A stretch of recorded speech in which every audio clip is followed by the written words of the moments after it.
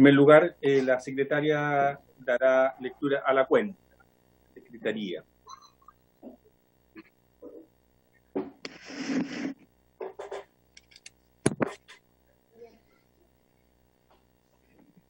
¿Están mirando la cuenta? Sí. Estoy esperando que se abra y ya se abre.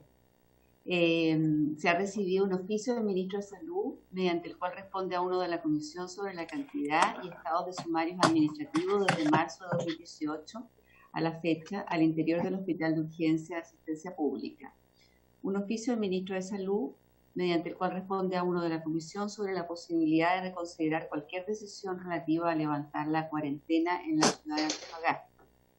Una carta del presidente de la Fundación Equidad Chile, mediante el cual solicita tener en consideración una modificación legal que elimine el periodo de carencia de los primeros 3 días de licencias médicas, iguales o menores a 10 días, en el artículo 14 del decreto con fuerza de ley 44 respectivo, para favorecer el aislamiento y protección laboral de los trabajadores que sean catalogados como sospechosos de tener COVID-19.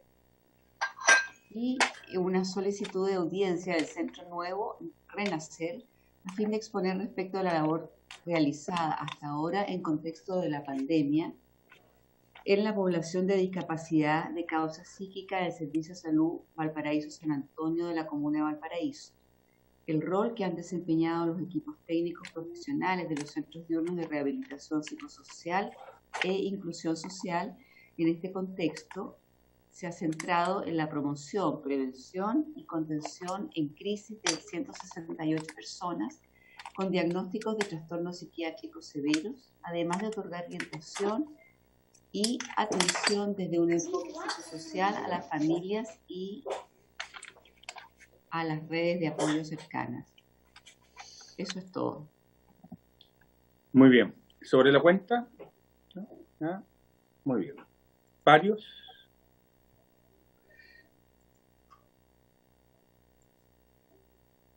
Diputado tiene que reactivar... ¿Diputado Sandón? Perdón, le apagué el micrófono. Ahí. Mire, la verdad es que no sé cómo hacerlo y quiero solo plantear el tema en el paso a paso que fue presentado ayer. A mí, yo veo con preocupación el tema de los adultos mayores. Yo lo veo muy cercano, se están volviendo locos. Y uno lo que va leyendo ahí es que igual van a seguir confinados por mucho tiempo más. Entonces, no sé si uno puede pedir, solicitar, no sé si a través de la comisión, lo que sea, que al menos existe la posibilidad que puedan movilizarse, por ejemplo, a la casa de algún pariente, algún hijo, algo. Lo digo por experiencia absoluta, están desde mediados de marzo encerrados. Y esto yo noto como en distintos lados está teniendo consecuencias de salud mental. O sea, ya no se van a morir de viejos, sino que además se van a morir locos. Entonces, no sé, se lo planteo a usted, que muchos son médicos, pero creo que es un tema que se debe tomar y debe estar considerado en este desconfinamiento. Claramente de a poco, por supuesto, pero tal vez con algún permiso especial, una vez por semana, algo así, pero yo noto que hay un problema grave en esa materia hoy día. Eso nomás, presidente. Muy bien. José Miguel Castro me pidió la palabra, me parece. Gracias, presidente. Sí, sobre el punto. Mire, yo hace algún tiempo había pedido invitar al programa de acompañamiento psicológico que existe en Antofagasta. Yo creo que nos podrían hablar bastante de este tema. Yo creo que antes quizás de pedir, le encuentro toda la razón a la nona Sandona, toda la razón, pero antes de pedir quizás un desconfinamiento, ¿no? O ciertos permisos, ¿no? Podríamos... no sé, quizás la sociedad de geriatría, alguien venir a explicarnos un poquito cuáles serían las mejores consideraciones para poder mejorar la calidad de vida en estos casos con nuestros adultos mayores. Eso solamente. Muy bien. Diputado Juan Luis Castro y después diputado Belolio. Sí, atendiendo a lo que dice Jimena Sandón, y que es muy, muy sensible el punto que ella toca, yo sugiero que podamos invitar, ya que varios de los que estamos aquí somos a la vez miembros de una bancada transversal por la salud mental, al jefe del Departamento de Salud Mental del Ministerio de Salud, el doctor Matías Irarrázaval, que pudiera abordar este punto derechamente, desde la política pública, en cuanto, y me refiero a que haga coincidente las medidas sanitarias que conocimos ayer, que en algún momento tendremos que verlas también nosotros, como Comisión de Salud más en detalle, me refiero paso a paso, pero en particular respecto a la dimensión de salud mental en el adulto mayor, en cuanto a cómo este plan se imbrica o no, facilita o no, mejora o no, y qué recomendaciones podemos adoptar desde el área técnica del Ministerio de Salud para el mundo de los mayores de 75 años. Y yo no recuerdo bien el número, deben ser 1,5 millones, 2 millones, me imagino, más o menos en los volúmenes de personas que están confinadas desde marzo. Yo sugiero eso como una manera de abordar el problema con cierta celeridad y por la importancia que tiene. Muy bien. Diputado Belolio.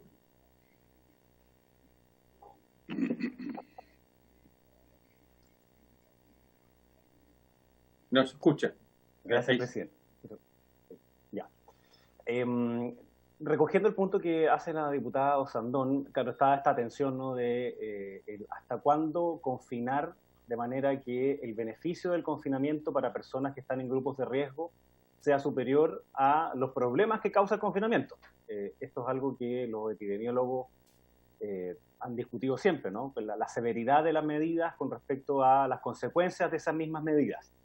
Entonces me parece que es interesante lo que ha dicho el diputado Castro, invitar a Matías Irarrázaval, y creo que también sería interesante invitar a Paula Daza para que ella nos explicara el paso a paso y cuál fue la justificación de ir a hacer este desconfinamiento, particularmente en los grupos de más riesgo como adultos mayores, que se demora mucho más. Entiendo que es recién en la tercera etapa cuando hay un permiso de 1 hora diaria. Entonces, claro, si uno quisiera ver si es posible que en vez de 1 hora diaria en la tercera etapa pudiese ser 1 hora semanal o 2 horas semanales en la etapa 2. Esos son el tipo de cosas que uno también quisiera poder conocer en detalle, de nuevo, en que los beneficios del confinamiento, cuando ya empiezan a ser más perjudiciales, como dice la diputada Sandón, vale la pena entonces medir bien esos riesgos, pero es importante conocer los detalles más bien técnicos. Gracias. Muy bien. ¿Alguien más ha pedido la palabra? No. Muy bien.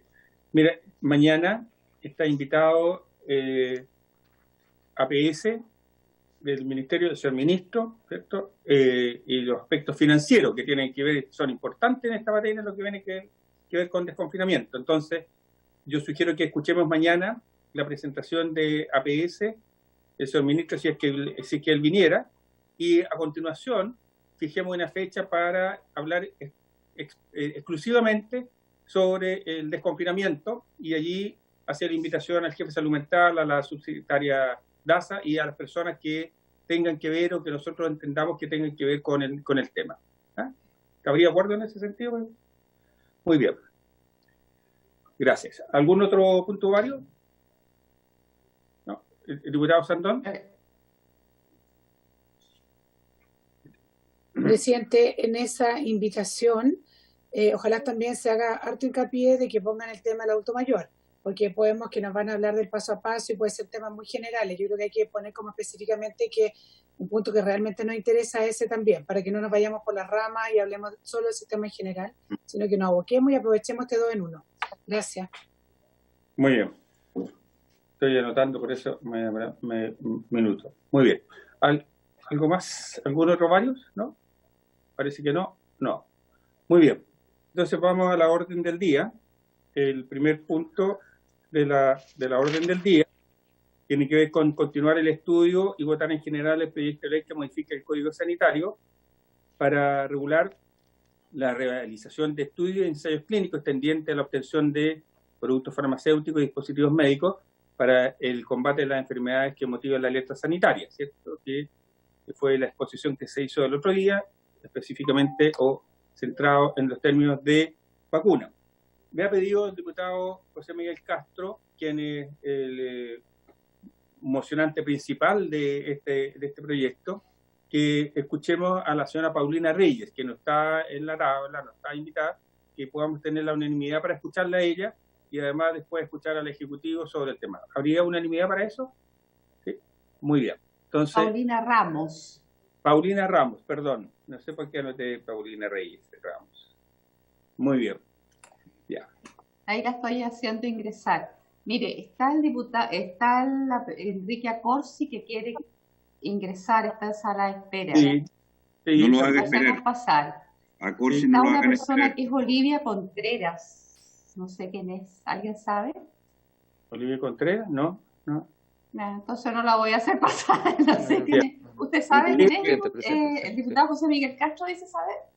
Sí, tengo entendido, si es la misma persona que estuvimos el día viernes en el Senado, es de la Universidad Católica también, es de las personas que hacen estudios, tienen que ver con los estudios.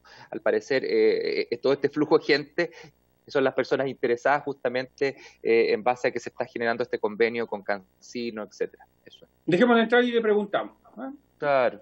Sí, exacto. Dejémoslo entrar y le... Muy bien. Bueno, y está Jaime Gajardo también, que entonces entremos todos, porque es el del proyecto, el segundo proyecto. Sí, de todas maneras. Que están vinculados.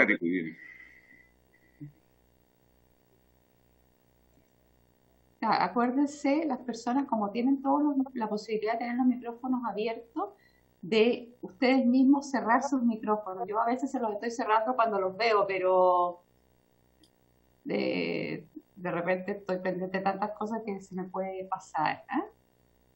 Muy bien. Ya, entonces, ahí está, a ver.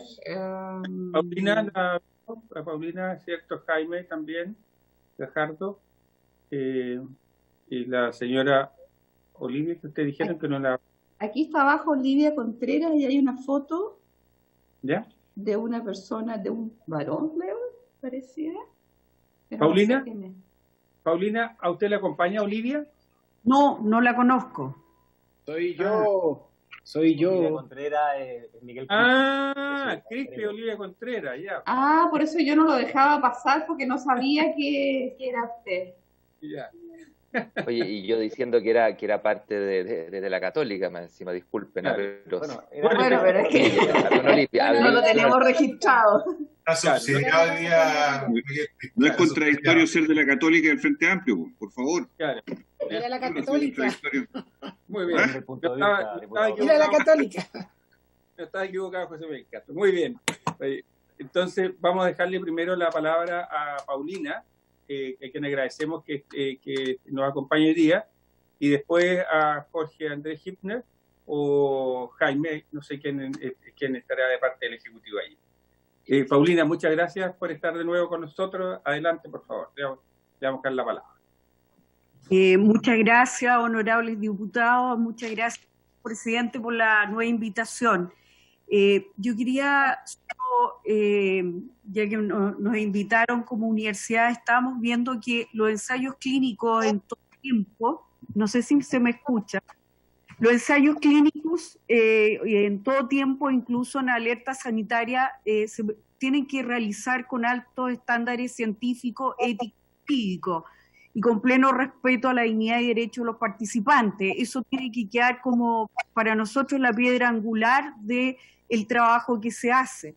Y en relación a este proyecto de ley, que queremos como universidad proponer, si es posible, en el artículo 111 G bis, ver la posibilidad de agregar el titular de la autorización especial para uso provisional.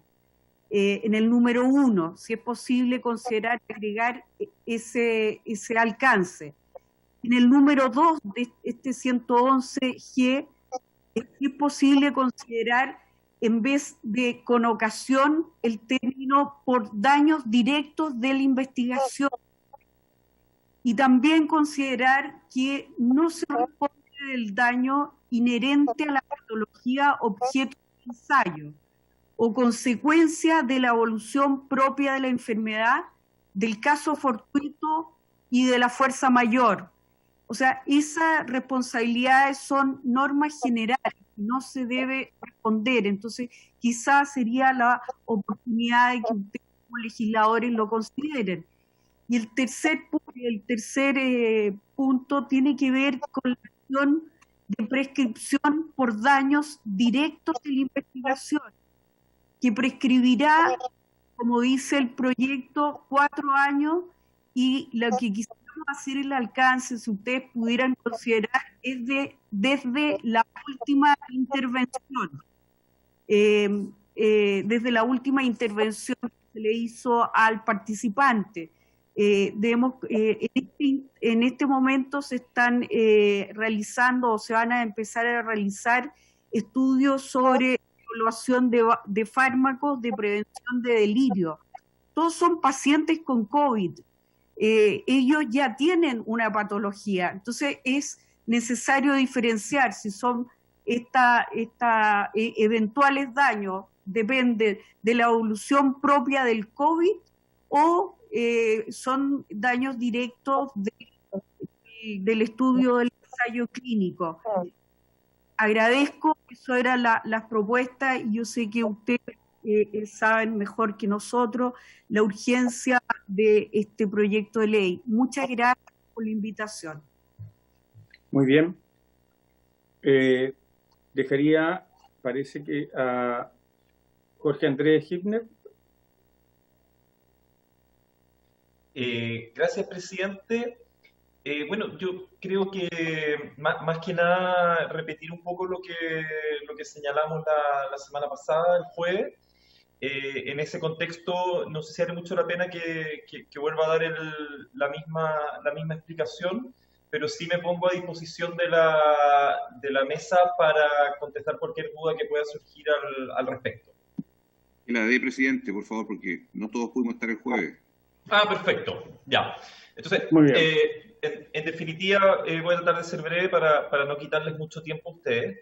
Hoy día tenemos un estándar de ensayos clínicos, una regulación con un estándar de ensayo clínico que es muy rigurosa, que como ha señalado la doctora Ramos, genera a veces ciertas trabas en relación a la investigación científica, y en ese contexto lo que pretende este proyecto de ley es flexibilizar algunas normas cuando existan situaciones de salud pública que ameriten la dictación de un decreto de alerta sanitaria. Ese es lo primero que tenemos que tener en cuenta, que la hipótesis de aplicación de este proyecto de ley es solo en aquellos casos y, por supuesto, para aquellos productos farmacéuticos y dispositivos médicos que se desarrollen con objeto de tratar a la enfermedad o a las razones de salud pública, digamos, que son la causa de la dictación de la alerta sanitaria.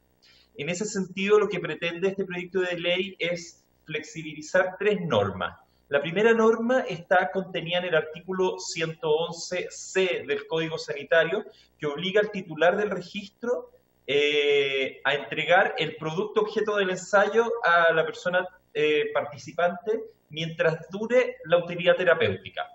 Esto en caso de vacunas es bastante complejo de determinar, porque eventualmente podría ser que esa obligación subsistiera de por vida. Entonces, en ese contexto puede ser bastante complejo y bastante disuasorio para quien quiera desarrollar un ensayo clínico de una vacuna esta normativa, porque le obligaría a entregarlo de por vida, siendo que existen además seguros de salud, Plan Nacional de Inmunización, etcétera, etcétera, que son los que hoy día entregan eso, pone una carga adicional en el titular del ensayo clínico, y que después va a ser el titular del registro, digamos, del producto farmacéutico. En segundo lugar, modifica 2 normas que tienen que ver con los plazos de prescripción. Hoy día la norma sobre ensayos clínicos señala que el titular del ensayo, digamos, por ponerlo en esos términos, es responsable de todo daño por efecto adverso que se produzca hasta 10 años después de que se produce el daño.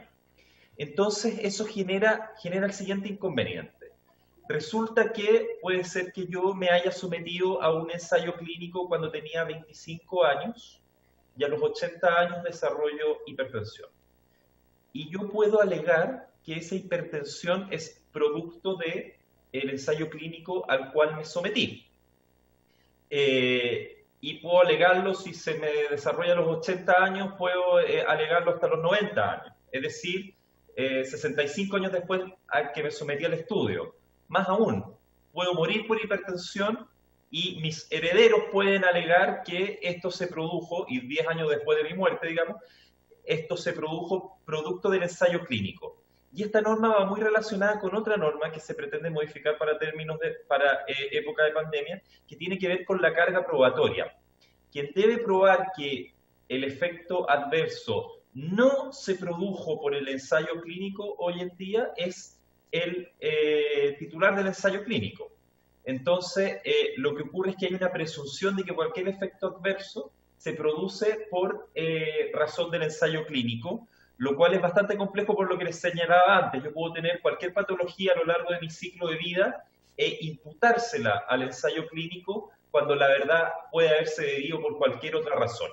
Entonces, lo que hacen estas normas, en definitiva, son modificar esos dos aspectos. Primero, pone la carga de la prueba en quien alega el daño, según las normas generales. O sea, yo cada vez que alego un daño por cualquier motivo, soy yo que tengo que probar la causalidad del daño por alguna acción que produce la persona a la cual estoy demandando, ¿ya? Hoy día, como les señalaba antes, esa causalidad, esa carga probatoria está invertida, es decir, es quien supuestamente causó el daño quien debe probar que ese daño no se produjo. Es decir, el titular del ensayo clínico hoy día debe probar que la enfermedad que tiene una persona durante cualquier minuto de su ciclo de vida no fue producto del ensayo clínico al cual se sometió 10, 20, 30, 50 años antes de que se le manifieste el daño. Lo que se pretende con este proyecto de ley es invertir esa carga de la prueba y que esa carga de la prueba quede en quien alega el daño, como les decía, según las normas generales.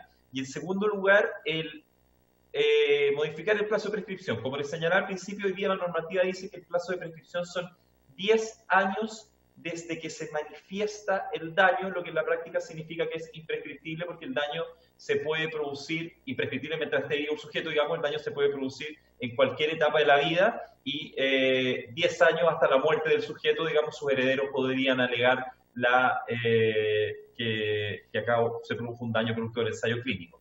Lo que se pretende acá es modificar esta norma y remitirse a normas que ya son conocidas, que son las reglas generales en materia de indemnización y daños de perjuicio del Código Civil, que está en el artículo 2332-2332 del Código Civil. O sea, no hay nada muy innovador en esta materia en relación a las normas que se pretenden como reemplazantes de las normas generales en materia de ensayos clínicos. Eso, presidente, solo recalcar por última vez dos aspectos. Uno, esta modificación es solo para aquellos productos sanitarios, para aquellos productos farmacéuticos y para aquellos dispositivos médicos para tratar situaciones de salud que dan origen a una alerta sanitaria. No es para cualquier medicamento, no es para cualquier dispositivo médico. Y en segundo lugar, también recalcar lo que se señalaba la semana pasada, en el sentido de que existe, como les señalaba, una idea de que podrían fabricarse 1.000 millones de vacunas al año, lo cual es un número bastante impresionante, pero insuficiente para la población mundial, que es de 8.000 millones de habitantes. Entonces, lo que está ocurriendo hoy día es que los distintos desarrolladores de vacunas están yendo a los países a ofrecer dosis aseguradas de vacunas a cambio de que se realicen ensayos clínicos. Quien tiene la manija, digamos, quien tiene el sartén por el mango son los desarrolladores, no son los países, porque, como les señalaba hace un rato, hay más demanda de vacunación que oferta de vacuna. Por lo tanto, en ese contexto es necesario adecuar nuestra regulación, porque siendo nosotros un país que no es un gran productor de medicamentos, además que no ha invertido mucha plata en esto, Estados Unidos, por ponerle un ejemplo, ha invertido 2.500 millones de dólares en producción de vacuna.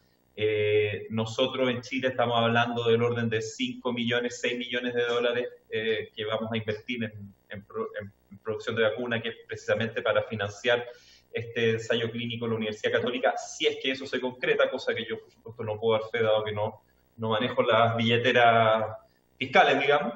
Y en ese contexto, siendo nosotros un país chico al cual le hemos solicitado 10 millones de dosis, si es que nosotros no damos las condiciones para desarrollar en un marco regulatorio razonable estos ensayos clínicos, lo que va a ocurrir es que los desarrolladores de vacunas simplemente van a irse a otros países a desarrollar sus ensayos clínicos y nos vamos a quedar al final de la cola para la entrega de las vacunas. He aquí la importancia de este proyecto de ley, así como hace algunos meses se habló de la guerra de los respiradores y que afortunadamente las cifras muestran que Chile manejó de muy buena manera esa situación y no faltaron respiradores. Es importante acá también, lamentablemente, sumarse a esta competencia por las vacunas, dado el límite que hay de ellas, y intentar modificar nuestra regulación para que Chile sea un país atractivo para ensayos clínicos y así poder tener las dosis que necesitamos. Eso, señor presidente, quedo disponible para cualquier pregunta que exista sobre este punto. Muchas gracias. Me ha pedido la palabra José Miguel Castro. Adelante, diputado. Gracias, presidente.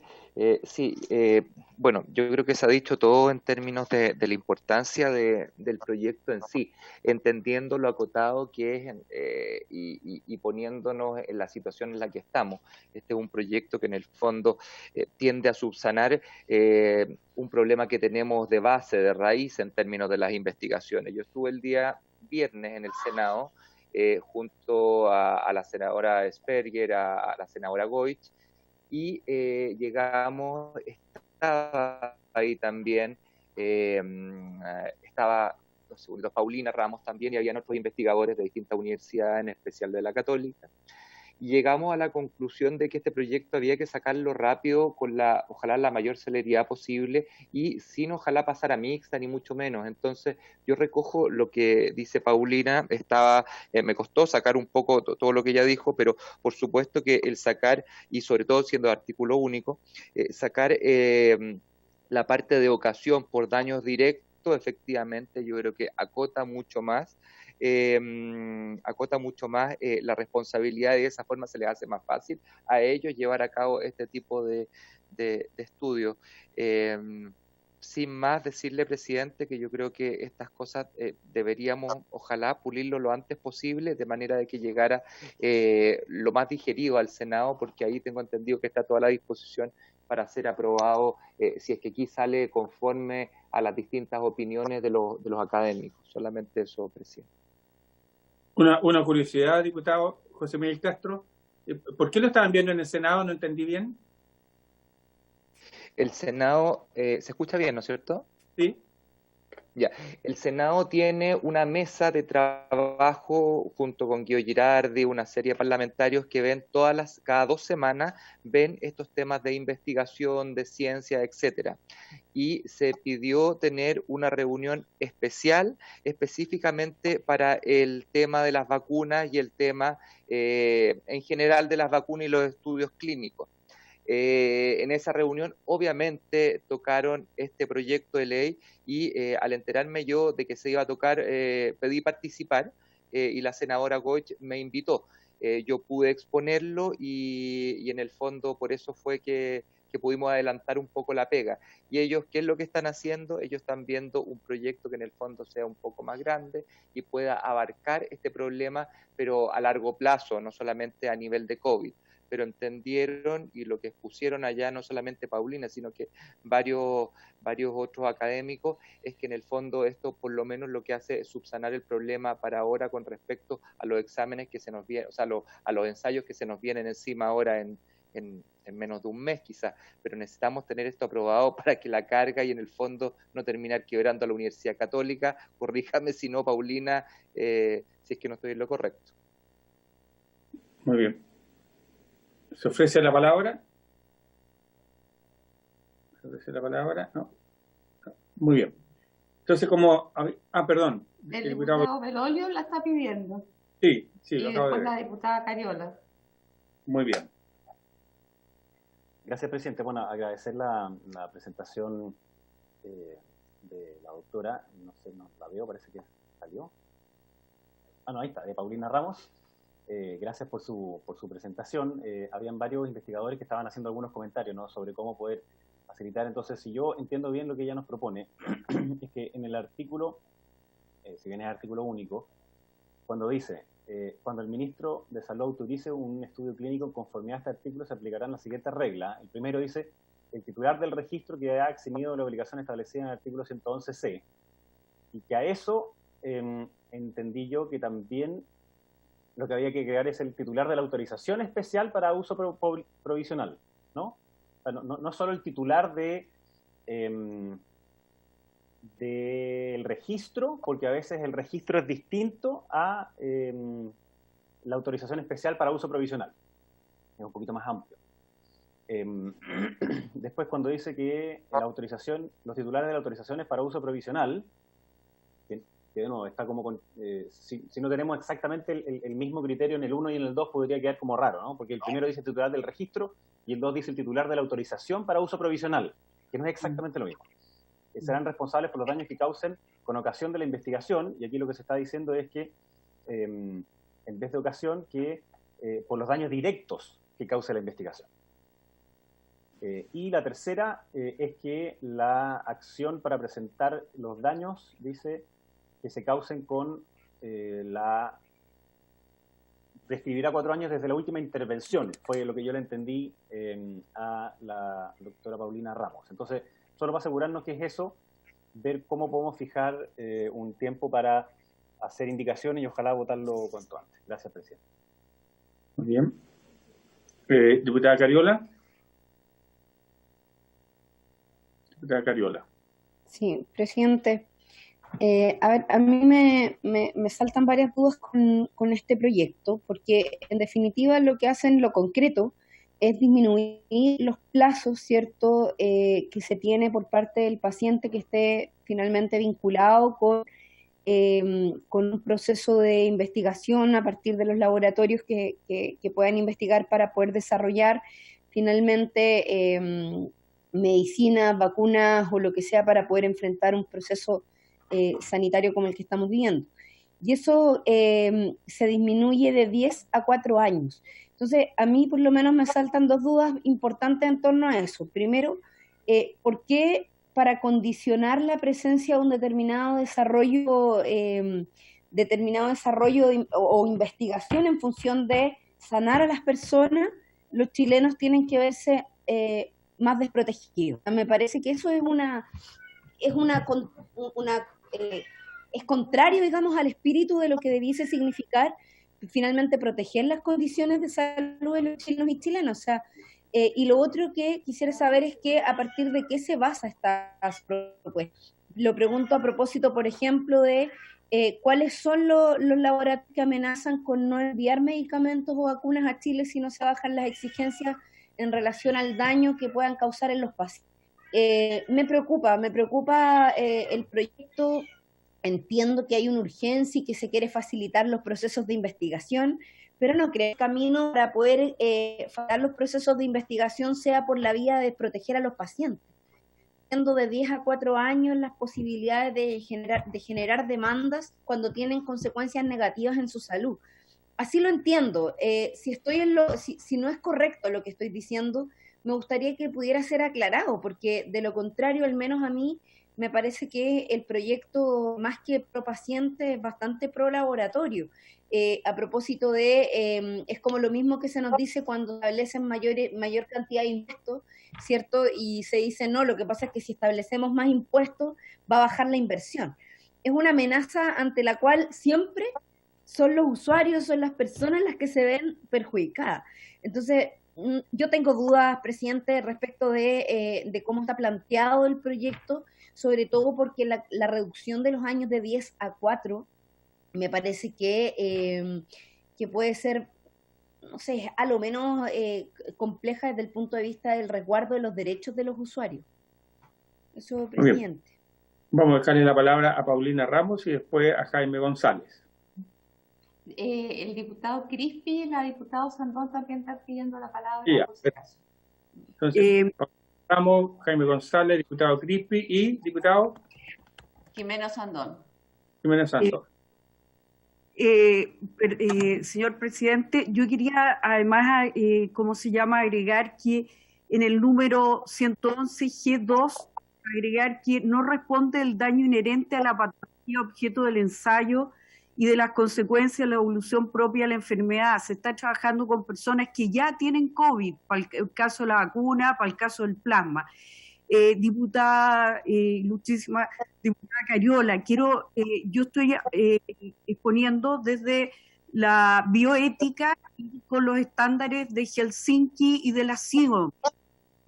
Esos son estándares internacionales. Por ejemplo, nosotros para hacer estudios multicéntricos, el otro punto de hecho que quería agregar es que en este momento el 80% de los estudios, y si no me equivoco, por lo menos los que yo conozco aquí que se están haciendo en este momento, son con fondos públicos, con fondos privados, y el titular del estudio, del permiso, son las universidades. No conozco en este momento, en tiempos de alerta sanitaria, que estén con los laboratorios, la farmacéutica. Es decir, que quienes están en este momento con toda la responsabilidad son los estudios, son las universidades.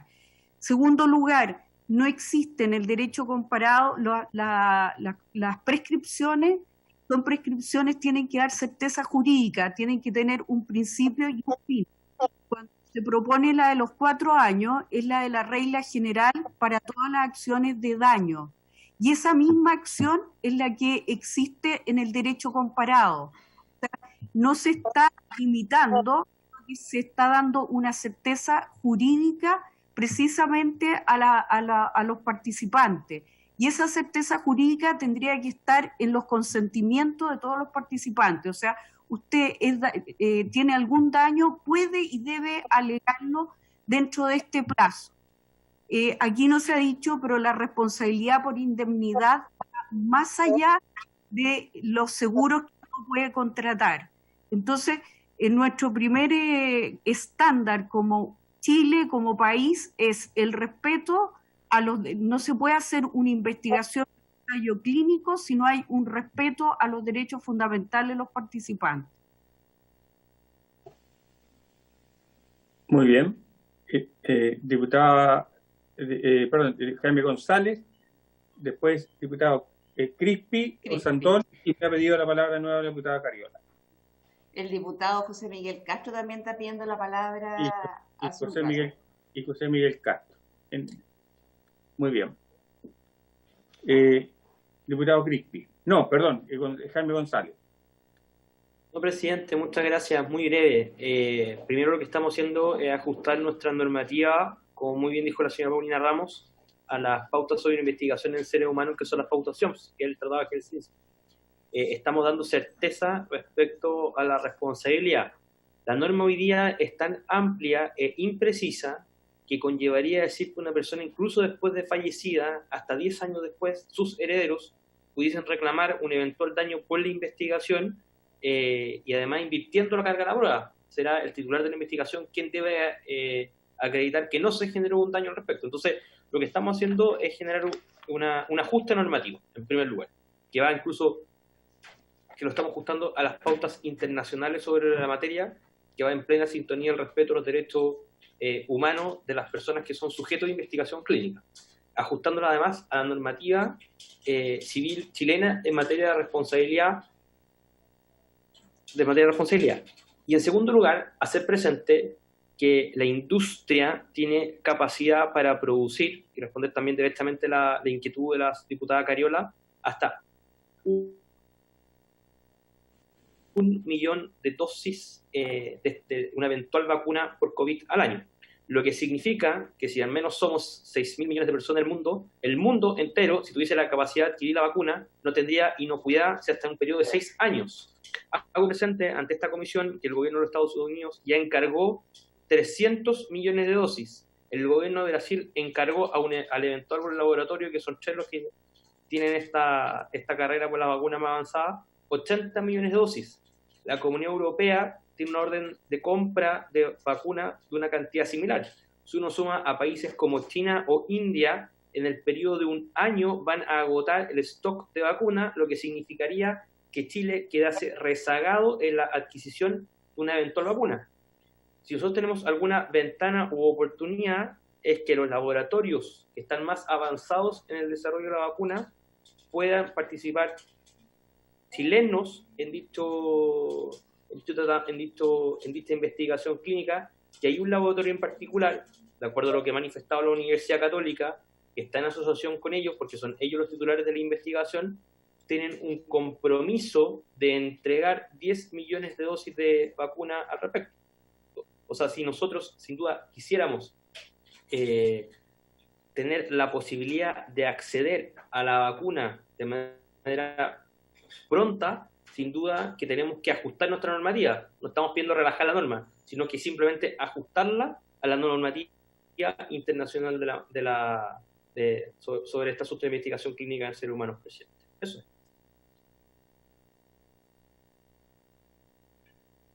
Muy bien. Diputado Crispi. Sí, gracias, presidente. Bueno, yo primero decir que me parece que es de suma relevancia esta discusión. Efectivamente, las chances que tenga nuestro país de tener la vacuna debieran considerar todos nuestros esfuerzos de aumentar esa chance. Y en eso, claramente tenemos menos información y formación en este tema que la doctora que nos acompaña y los diputados mocionantes, pero yo quisiera que nos ayuden a esclarecer el debate, porque una cosa es actualizar los estándares que tenemos respecto a investigación clínica. Otra cosa es generar ventajas para que Chile pueda competir en un contexto de alta demanda por la futura vacuna. Quiero entender si esos dos principios chocan o no en esta discusión. Porque si es por estandarizar, o sea, si es por actualizar nuestros estándares, podríamos hacerlo para todo tipo de investigación, y no solamente para el COVID.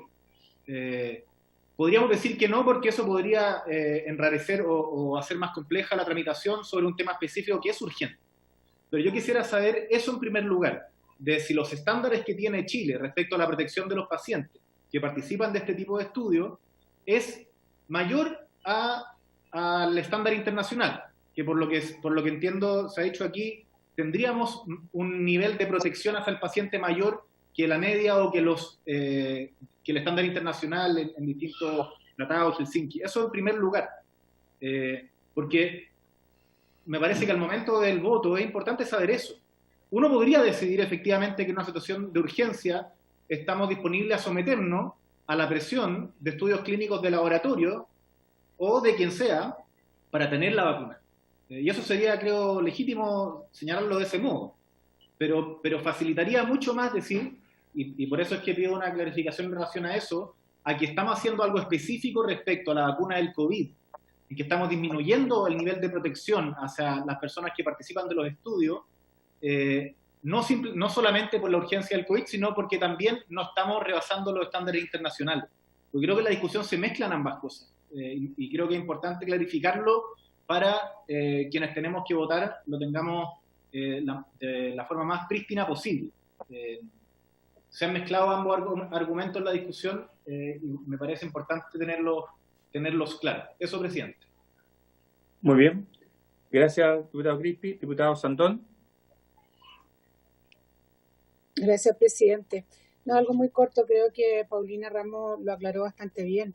Estamos en una situación especial, tenemos una urgencia. Yo entiendo no entiendo este cuento pro laboratorio, pro paciente, estar buscándole siempre como dónde está la trampa. Claramente Chile es un país que algo tiene que hacer para no quedar rezagado, porque no digamos que somos el país más rico, o sea, y que estamos en las mejores condiciones.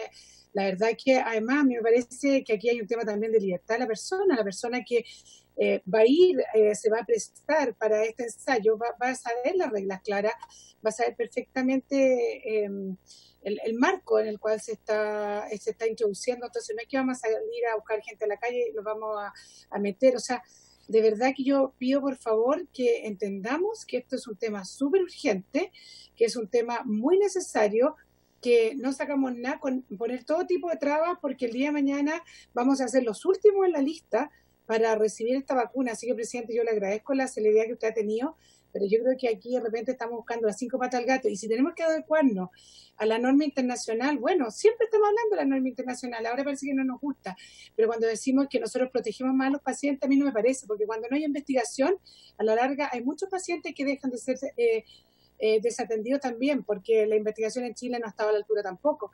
Así que creo que tal vez con esto estamos avanzando en varias en varias cosas, ponernos al día, pero claramente no busquemos malas intenciones donde no existe, por favor. Aquí lo importante es que Chile no quede rezagado y que tengamos y seamos de alguna forma, en la medida que podamos, tener una mínima prioridad sobre otros países para salvar a nuestra población y tratar de volver a una vía lo más normal posible. Gracias, presidente. Diputado José Miguel Castro. No, perdón, diputada Cariola. Perdón. Parece que era Belolio, ¿eh? Pero bueno. Sí, Belolio, entonces yo voy a mi segunda intervención. ¿No? Sí, Ya. que parece que estaba el diputado. No, dice que no. No, ella levantó la mano antes, lo que pasa es que yo la pedí por el sistema, pero le tocaba a la diputada Cariola, está bien. Ah, ya, gracias, Jaime. Mira, a ver, yo no es que esté encontrando una mala intención, ni mucho menos. Lo que quiero ver es efectivamente qué es lo que vamos cuáles son las consecuencias de este proyecto en su aplicación. Acá la señora Paulina hacía referencia a la Declaración de Helsinki, en el que en su artículo 9 establece que la responsabilidad de la protección de las personas que toman parte en la investigación debe recaer siempre en un médico u otro profesional de la salud y nunca en los participantes de la investigación, aunque hayan otorgado su consentimiento.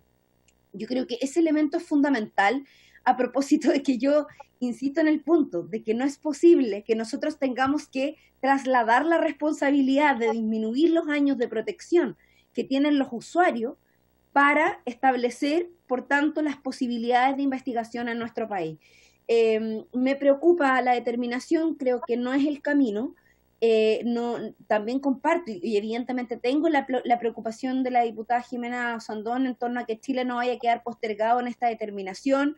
Por eso es que también hemos planteado de que el desarrollo de la vacuna debe ser de interés nacional, de interés público, a propósito de que todos los ciudadanos y ciudadanas además puedan tener acceso una vez que se desarrolle, que no permitir que la propiedad intelectual, o en este caso de la propiedad de la patente, quede en exclusividad de un laboratorio clínico que finalmente pueda cobrarle al Estado el precio que quiera. Por eso es que también yo soy partidaria de que debiesen existir laboratorios estatales. O sea, estos son los momentos en los cuales el Estado debiera estar desarrollando sus propios mecanismos de investigación y no solo dejarlo en manos, ¿cierto?, de otros o de terceros.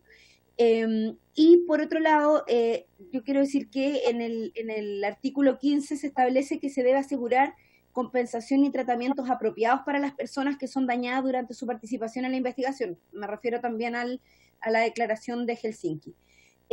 Entonces, bajar los estándares de compensación, a mí me parece que no es necesario. Hoy día las reglas que hay son claras y los voluntarios tienen derecho a la continuidad del tratamiento sin costo. Hay un plazo de 10 años para demandar el daño causado. Y bajarlo a 4 años realmente no creo que vaya a ser un incentivo para que nosotros nos favorezcan en el desarrollo de la investigación. Eso es una cuestión concreta de derecho. O sea, ¿por qué tenemos que tirarnos al suelo o desproteger a nuestra gente para poder tener acceso a cuestiones que debiesen ser responsabilidad pública del Estado en todos los términos, sin desproteger con eso a los usuarios y a los pacientes? Y por otro lado, quisiera decir que a propósito de la respuesta que nos entregaban también a propósito del desarrollo que se está llevando adelante por parte de las universidades, me parece fantástico que las universidades estén desarrollando este tipo de iniciativas y investigaciones. Pero entonces yo me pregunto con mayor propiedad, si son las universidades las que tienen esta responsabilidad y las que están impulsando finalmente estas medidas, yo no entiendo por qué modificar lo que establece en el artículo 111C del Código Sanitario, que obliga a que se le otorgue sin costo para el paciente la continuidad del tratamiento por todo el tiempo que persista su utilidad terapéutica. Eso se elimina con este proyecto de ley. Entonces, presidente, yo honestamente creo que eliminar la continuidad terapéutica de los pacientes que establece el artículo 111C del Código Sanitario no me parece, no estoy de acuerdo con eso.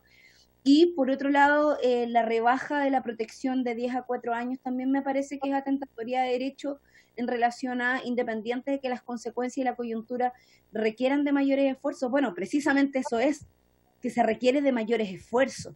Y precisamente para este tipo de contextos es que se establecen estos estándares. No entiendo por qué tenemos que bajarlos para poder facilitar el acceso de aquellos que están desarrollando el medicamento, que insisto en que además creo que esto es complementario con la línea de que debe ser de interés nacional. O sea, con esto aún más se me ratifica de que no podemos dejar en manos de un laboratorio privado, ¿cierto?, la responsabilidad de entregar estas condiciones para poder resolver la situación sanitaria del país. Muy bien, me ha pedido la palabra el diputado José Miguel Castro, Jaime Belolio y la señora Paulina Ramos. Gracias, El diputado Juan Luis presidente. Castro también está levantando la mano. ¿Quién? Juan Luis Castro. Gracias, presidenta. Muy bien. Ya, ¿se escucha, no es cierto? Sí. Ya, gracias. Para contestarle un poco las preguntas a la diputada Cariola, yo creo que está un poco confundida con respecto a algunos temas. En ningún caso se le quita, en el fondo, el deber, si es que hay alguna complicación al paciente, de restituirlo. O sea, eso no existe en esto. Segundo, es específicamente acotado a las vacunas. ¿Cómo? Se rebaja en el Aquí tiempo. no se reduce. A ver, es que el tiempo pasa lo siguiente. Hoy en día, pensemos, es que esto está pensado para muchos tipos de remedios. Un remedio para el pelo, por ejemplo, finasteride. Si yo participo en un estudio clínico, lo estoy haciendo pensando en nosotros, pues, parientes. Oiga, si nosotros participamos en un estudio clínico, ¿qué es lo que nos pasa? Nos pasa que obviamente el laboratorio y la persona que... Ya, bueno, la vamos a cambiar para un medicamento. Estamos afectados. Estamos todos. Ese ejemplo. Oiga, mire, vamos a poner un ejemplo, no sé, contra la hipertensión. Entonces, si nosotros participamos en un estudio clínico para la hipertensión, donde está la Universidad Católica llevando este estudio clínico lo que pretende en el fondo es que a nosotros se nos dé ese elemento de aquí hasta el final de nuestros días. Pasa lo siguiente con las vacunas. En las vacunas, si nosotros, como bien lo dijo el abogado del ministerio, si en las vacunas nosotros pensemos en que tenemos 2 dosis por 3.000 sujetos, 2 dosis por 3.000 sujetos, por 40 años de vida que le queden a estos sujetos, porque todos son personas sanas, aproximadamente sin patologías previas, jóvenes en general. Si nosotros hacemos eso, estamos hablando de 240.000 a 360.000 dosis que se tiene que poner la Universidad Católica. Y esas dosis, obviamente, las tiene que facilitar el Estado si es, por ejemplo, de un plan de vacunación general. En cuanto a los 4 años que dice usted, nosotros lo que hacemos es adecuarnos al código, al derecho civil y comparado en otras legislaciones con respecto a estos temas. El derecho civil chileno, estoy hablando yo, y el comparado en comparación a otros países. ¿Qué es lo que pasa? Nuestra arquitectura del Código Sanitario nos dice 10 años desde que se produce el efecto. Eso quiere decir, como bien lo decía también, no sé quién lo dijo acá en la reunión, si es que yo me sometí el año 2020 a una prueba, el año 2067, si hay una persona que sufre de hipertensión, hoy en día tendría que decirle a la Universidad Católica, pruébeme que la hipertensión no es producto de la vacuna, de la situación que yo me la puse ese año. ¿Qué es lo que pasa? Con esto lo que hacemos es decir, desde que se puso la vacuna, usted tiene 4 años hacia adelante para decirme efectivamente, ¿sabe qué? Me salió hipertensión en una persona joven, lo cual no es tan normal. Espero haber contestado con eso alguna de las preguntas. No sé si quizás los abogados, si usted le permite, presidente, las personas del ministerio o la misma doctora que tiene puede dar más intervención con respecto a ese tema, que por lo demás no es doctora, o sea, es doctora, pero ella es abogada de la... Hay una solicitud de palabra, un listado. Diputado Belolio, por favor. Gracias, presidente. No, o sea, obviamente es súper interesante este debate. Yo no lo mezclaría con el proyecto que viene a continuación. Y por supuesto que las reglas que uno pone tienen efecto. De hecho, el poner los 10 años y las reglas tal como está puesta hoy día, lo que hacen es que al final las universidades no puedan participar. Solo pueden participar aquellos que tienen una mucha mayor espalda financiera, capaz de pagar los costos en adelante y pagar los seguros. Entonces es al revés. si uno se pone en el estándar internacional, que ya es alto, entonces las universidades pueden participar. Si uno lo deja tal como está, entonces solamente los laboratorios privados pueden participar. Entonces la pregunta no es si le queremos hacer un favor a los laboratorios privados, la pregunta es si queremos que las universidades puedan participar. Primera cosa. Segunda cosa, hoy día ya existe, porque la diputada Cariola decía que esto debiese ser a título gratuito, digamos, para todas las personas. Ya existe esa facultad por parte del Estado. Entonces, y ella ponía el ejemplo así como, dicen que los impuestos afectan la inversión. Bueno, obvio, afectan la inversión. La pregunta es cuánto afectan, ¿no? Si yo pongo un impuesto del 100%, va a haber ser inversión. Si subo un poquito al doble o al triple, bueno, entonces ahí está esa dificultad. Entonces, la pregunta es, si es que acaso las reglas que nosotros hoy día tenemos han favorecido o no la investigación clínica por parte de las universidades en nuestro país, y la respuesta es que no. Se han restringido. Se han restringido porque es muy caro. Porque el número de años de protección, el 10 años, no fue algo que se hubiese hecho dada la experiencia internacional. Recordemos que se metió entre medio de otra legislación distinta.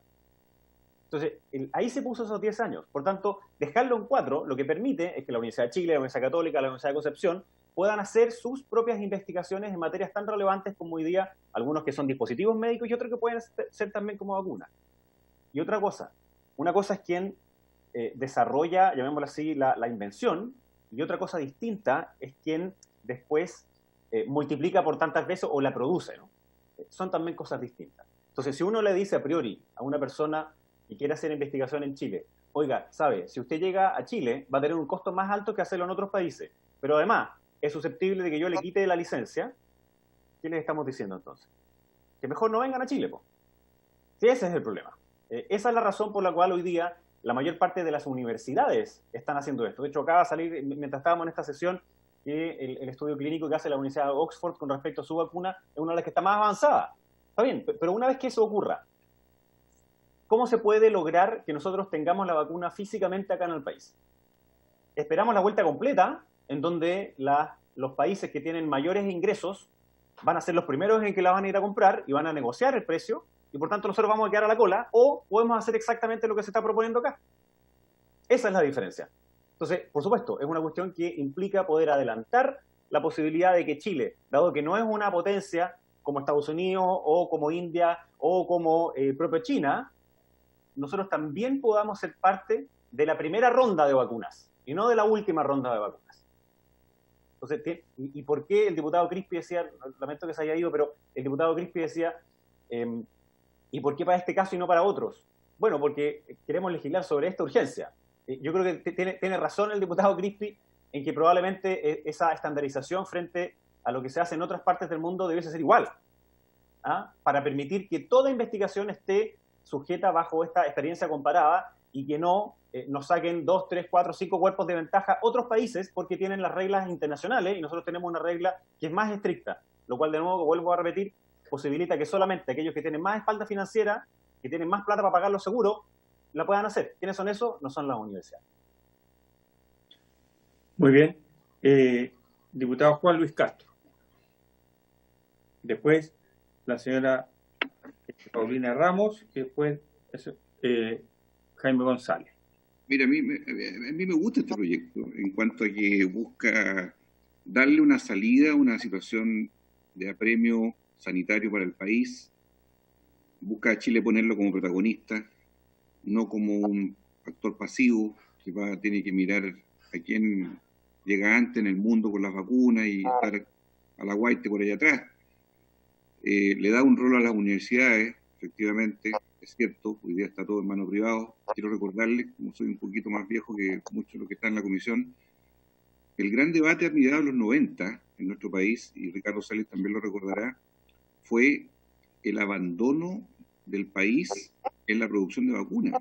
Chile tuvo una historia de vacunas larga, en la década del 50, 60, 70, 80, pero a mediados del 90, por producto de definiciones muy equivocadas en esa época, se abandonó la producción de vacunas y de ahí quedamos colgados de Europa y Estados Unidos en todo tipo de vacunas, hasta el día de hoy con los trastornos que eso ha producido. Entonces, veo todas esas ventajas en este proyecto. Pero también me hace sentido los dos puntos que plantea la Cariola. Y entendiendo que aspectos permanentes tenemos que ser capaces de flexibilizarlos, Yo creo que no, ninguna cosa está puesta en una piedra que no sea inamovible para circunstancias específicas, porque aquí estamos tratando de legislar para una coyuntura en particular. Yo quisiera preguntarle, presidente, al Ejecutivo, que está presente, entiendo yo, en este minuto, ¿de qué manera salvaguardamos estos dos aspectos que plantea la diputada Cariola? Porque mi ánimo no es rechazar este proyecto, sino que mejorarlo tal vez, o colocarle alguna enmienda que le permita que le demos un justo equilibrio también a las personas, o que no haya, o que nadie acuse el día de mañana que se está apresurando algo en aras del costo sanitario de las personas que se van a someter, ¿verdad?, a los ensayos clínicos. No quisiera que eso ocurriese desde la Comisión de Salud. Entonces, yo creo que esto se puede salvar, se puede salvaguardar, se puede buscar un punto de razonable equilibrio en cuanto a los plazos, los puntos señalados, y por eso quisiera que el Ejecutivo, si puede ahora, no sé si esto se va a votar ahora en general o en particular, sí, no sé cómo está. General. En general. Ya, podríamos dar una aprobación en general, si fuera factible que el Ejecutivo precisara un poco, algún margen que nos permitiera recoger estos aspectos parcialmente al menos para dar tranquilidad y el proyecto pueda seguir adelante en la discusión particular para meter otras enmiendas que puedan ser necesarias también en el mismo sentido, presidente. Sí. Pero antes de darle la palabra al Ejecutivo y a la señora Paulina, estaba ahí al final, me había anotado, pero quisiera yo también tengo la voluntad de apoyar este proyecto porque fortalece a las universidades. Yo pertenezco a la Araucanía, la Universidad de la Frontera tiene un historial que ha ido desarrollando, importante en investigación dentro de las 10 universidades más relevantes en el país, una universidad regional como la nuestra. Valdivia, la Universidad de Valdivia, la Universidad Austral, ha desarrollado algunas metodologías específicas en este momento de toma de muestras, justamente PCR, que sean más eficaces y de testeo, que son valiosas, que estoy hablando desde las regiones, el valor de la región, no de la PUC, que siempre se ha llevado la mayor cantidad de las investigaciones en Chile, y porque tiene las espaldas para hacerlo y ha desarrollado el capital humano para eso.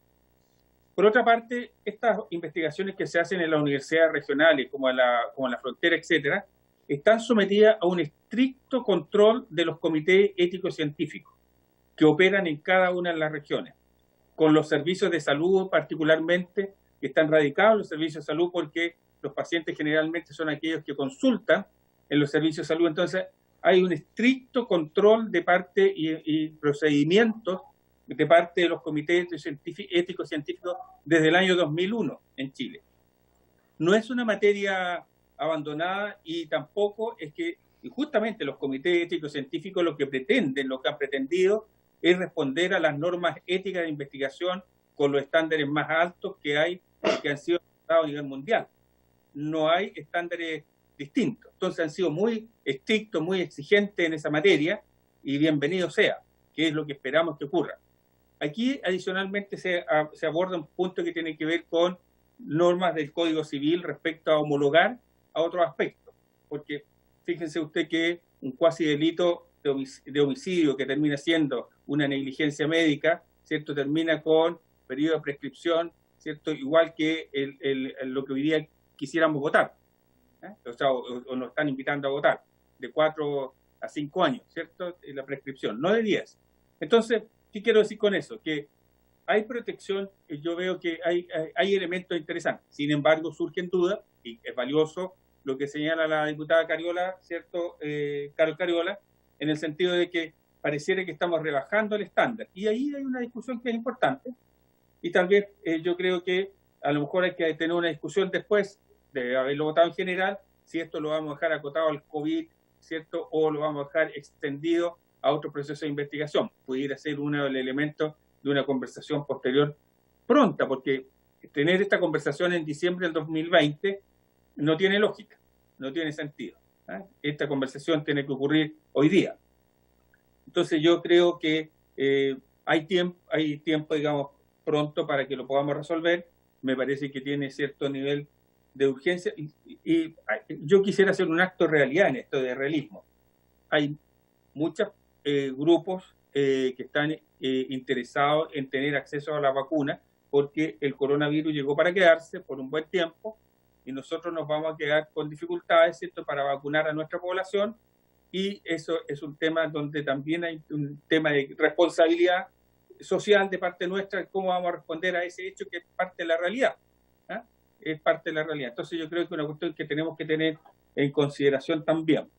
Entonces, yo creo que lo importante es que nosotros no nos alejemos de los estándares internacionales en materia de investigación científica, que los derechos humanos y los derechos de las personas en materia de investigación se respondan a los estándares internacionales, que no hagamos nada distinto en aquello, y que, como muy bien ha dicho el diputado Castro, las universidades sean líderes, ¿cierto?, en investigación en nuestro país, como lo han sido en muchas materias, y que han demostrado en esta parte estar a la altura.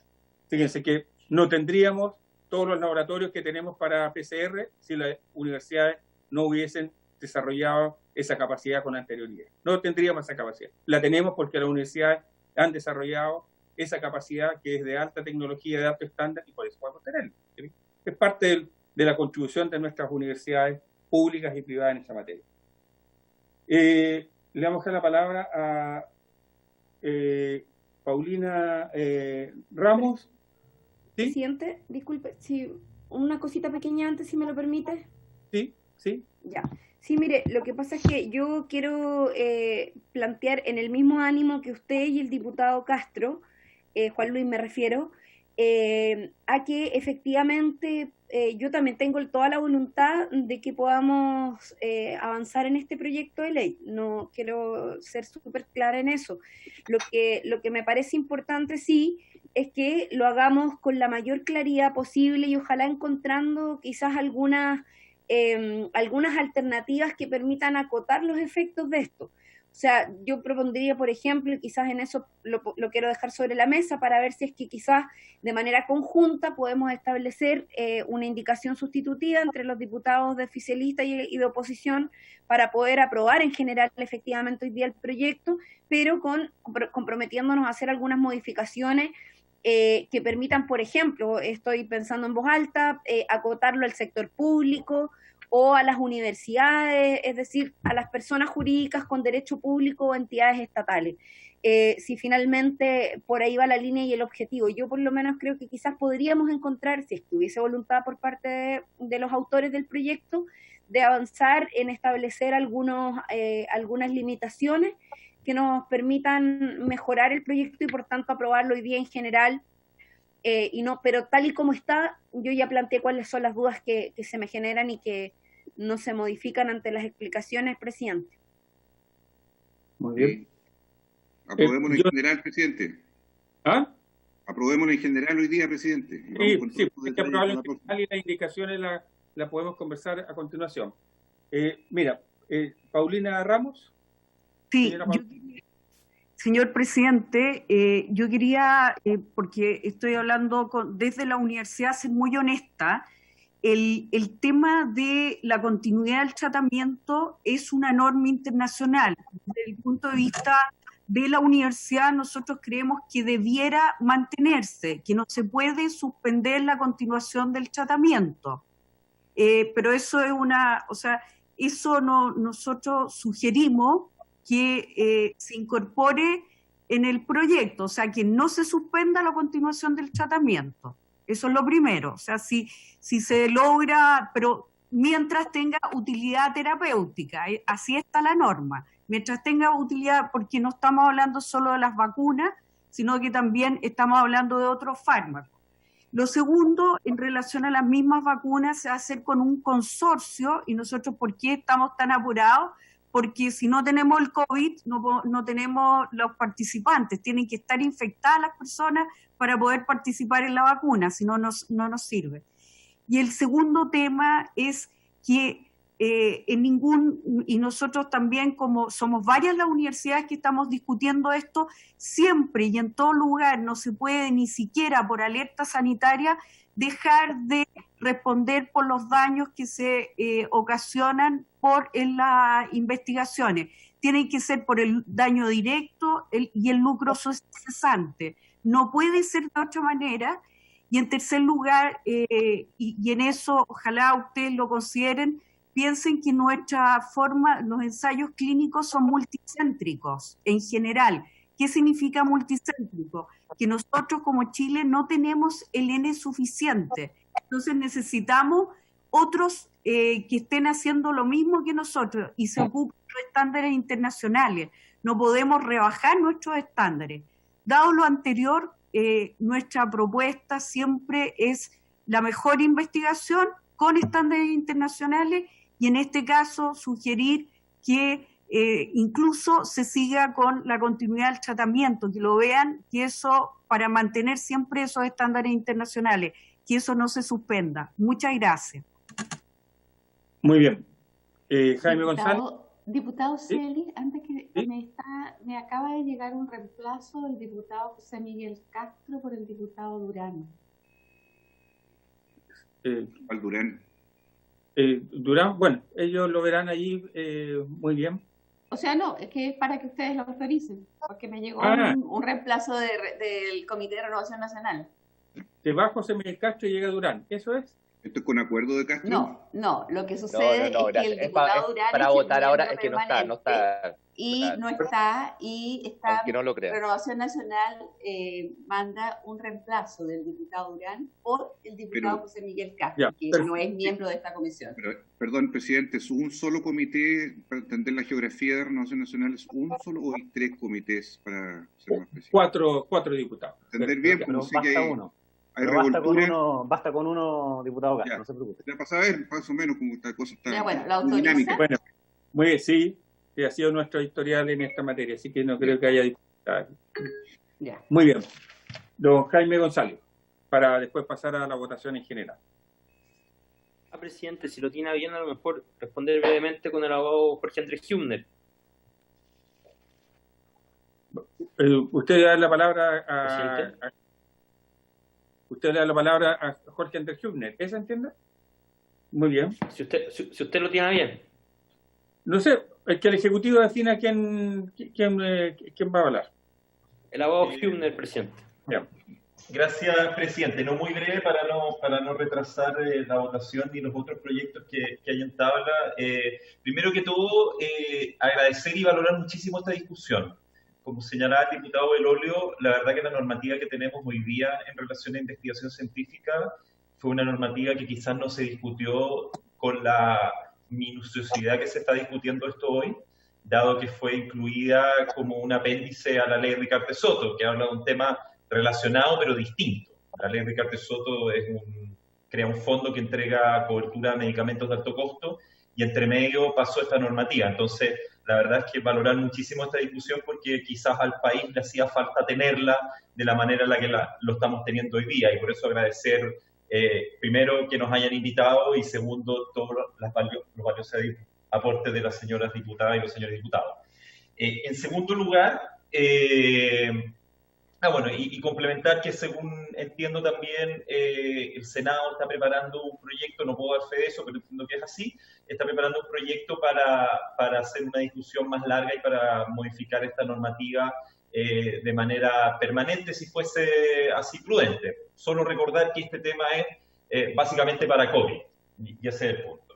En segundo lugar, aclarar que acá lo que se está haciendo no se está eliminando la responsabilidad de los titulares de los ensayos clínicos, sino que solamente se está adecuando a la normativa que hemos tenido en este país en los últimos 150 años y que ha resultado relativamente bien. Yo no conozco proyectos de ley que pretendan modificar el Código Civil y tengo la certeza que si es que los han habido no se han transformado en ley, que pretenden modificar el Código Civil en materia de daño, digamos. Y es el mismo artículo que está de la época de Manuel Beaumont, redactado por Andrés Bello, o sea, hace 150 años, lo cual significa que en general ha funcionado bastante bien. Y en ese contexto, adecuarnos a lo menos de manera transitoria y para el COVID a esas normativas que han tenido vigencia en este país por más de un siglo y medio, me parece que es una salvaguarda suficiente en cuanto a los derechos de las personas que van a estar acá involucradas, porque quiero aclarar de nuevo y para que quede muy claro que acá no se va a dejar desprotegido a nadie, sino que si es que los investigadores tienen responsabilidad por su actuar, si es que se producen daños, las personas van a ser indemnizadas tal y cual señalaba la doctora Ramos, que como se aclaraba anteriormente, es doctora en Derecho, digamos, pero es doctora también. La doctora Ramos señalaba, en el fondo, esto se va a mantener y nosotros concordamos en que las indemnizaciones se van a mantener. Y en tercer lugar, y siempre en el contexto COVID, digamos, solo hacer un resumen de cuál es la realidad en la cual nos estamos posicionando. El primer hecho que es incontestable es que van a haber menos vacunas que gente que las necesita. ¿Ya? Eso es algo que no va a variar en el corto plazo. Se va a producir, pongámonos, 1.000 millones de vacunas, 2.000 millones de vacunas, y la humanidad tiene entre 7.000 y 8.000 millones de personas. Entonces, va a haber gente que va a quedar sin vacunar, lamentablemente. A nosotros, como parte, en mi caso, del Ejecutivo de Chile, en el caso de la gente de los honorables diputadas y diputados, como miembro de la Cámara de Diputadas y Diputados de Chile, nos corresponde velar, digamos, por que a nuestros ciudadanos le lleguen las vacunas, digamos. Es así, es lamentable, hay que competir en este tema y no nos queda otra. Entonces, en primer lugar, quería aclarar ese punto. No es que nos vayan a dejar de dar vacunas porque nos quieran hacer un daño, sino porque se las van a dar a otros, digamos. Esas vacunas van a tener suficiente gente que las va a querer. En segundo lugar, también aclarar que hoy día no somos productores de vacunas, digamos. Como señala el diputado Castro Juanlí, en los 90 estuvo ese debate, fue una política de Estado, podrá ser razonable, podrá no ser razonable. El ministro de Salud ya ha anunciado que se quieren dar paso en el sentido de poder volver a envasar vacunas en Chile, pero la realidad es que hoy día eso no está ocurriendo. Entonces, nuevamente dependemos del extranjero, dependemos de los productores del extranjero, que nos guste o no nos guste, funcionan con reglas de mercado. Independiente del modelo que queramos tener en Chile, el modelo internacional funciona que esas vacunas se las van a vender a quien ofrezca más, digamos. Y no solo dinero, sino que mejores condiciones, en este caso, de ensayos clínicos. Y en tercer lugar, y por lo mismo, la verdad es que también como realidad somos un país chico. Entonces, no tenemos mucho margen de negociación tampoco.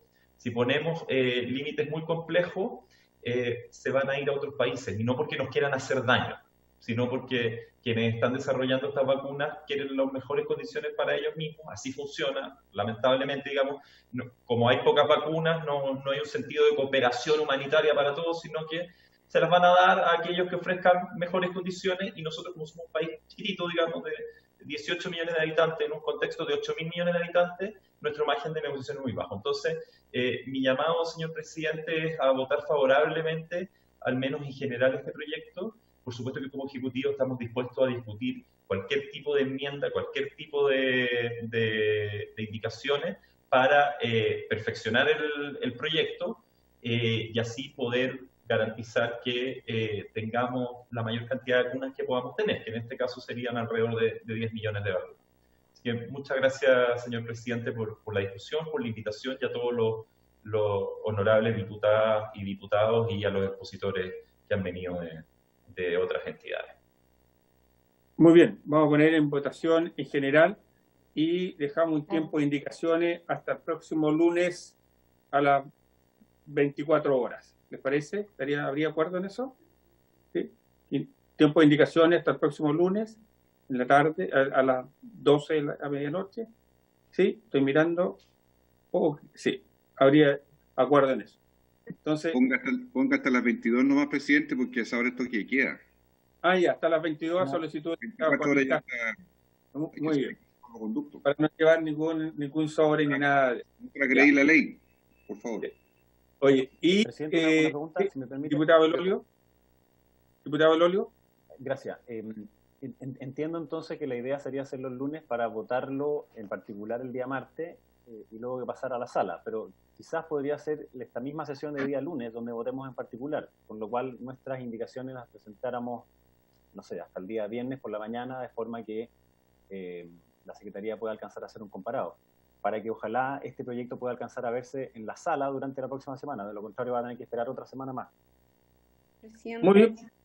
Presidente, sí, diputada Cariola. Antes de que entremos en la votación, yo quiero preguntarle a los autores del proyecto cuál es la disposición, lo hice en mi intervención anterior, de poder llegar a un acuerdo de una indicación conjunta, sustitutiva, que permita establecer algunos límites en relación a la propuesta que se ha presentado. ¿O Pero van yo a entiendo, insistir solo en el proyecto original? diputado Cariola, eso depende de las indicaciones, lo que hagamos, tenemos tiempo para conversarlo. Sí, pero es que es una seguridad, presidente, a propósito de la disposición política de general. Hay que flexibilizarlo. Estoy de Yo acuerdo quiero con hablar. el proyecto y yo le dije que yo estoy dispuesto a que esto le busquemos una solución. Sí. Diputado José Miguel Castro, dejamos la palabra. Gracias como autor, presidente, por supuesto que estoy abierto a conversar con la diputada Cariola, nuestro asistente, y me imagino que el Ejecutivo, ojalá pudiéramos en el fondo dejar no una sesión, sino que al revés, tener una conversación en paralelo de aquí al día viernes con nuestros asesores, con el Ejecutivo, de manera de poder llegar digerido el día lunes y que se produciera lo que Jaime ha planteado, que me parece fundamental. Gracias. Ok, claro, entonces ahí está la respuesta. Entonces, no entendí. ¿El plazo para las indicaciones hasta el cuándo viernes. sería? Hasta el viernes. ¿Viernes al mediodía? Viernes al mediodía. Porque si yo les mando en la tarde Sí. del viernes Exacto. el comparado. Viernes al mediodía para llegar a un documento conjunto y acordar la buena voluntad. ¿Y el lunes citar para votar? Y el lunes citar para votar, ¿sí? Muy bien. Lo ponemos en votación en general. Entonces, en entender y tiempo de hasta el viernes a mediodía para las indicaciones. Muy bien.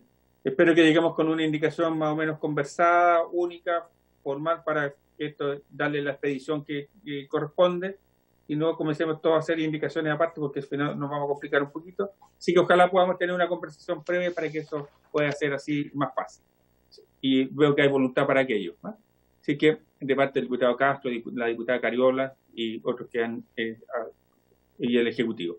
Así que en votación en general, en votación... Ya, ustedes van viendo están todos dados, digamos. Entonces ustedes están económica, presidente, a favor. Haga la económica. A ver, diputado Belolio. Bueno, a favor. Juan Luis Castro. A favor. Andrés Celis. Apruebo. Miguel Crispi. Yo quisiera decir que he seguido atentamente la discusión. Me parece que este es el tono y la forma, efectivamente, de no buscar todo el problema, sino cómo le damos solución a un problema que todos reconocemos como de relevancia para el país, cómo resolvemos darle los incentivos correctos a las universidades, que son las que de algún modo garantizan estar alineadas con el interés público.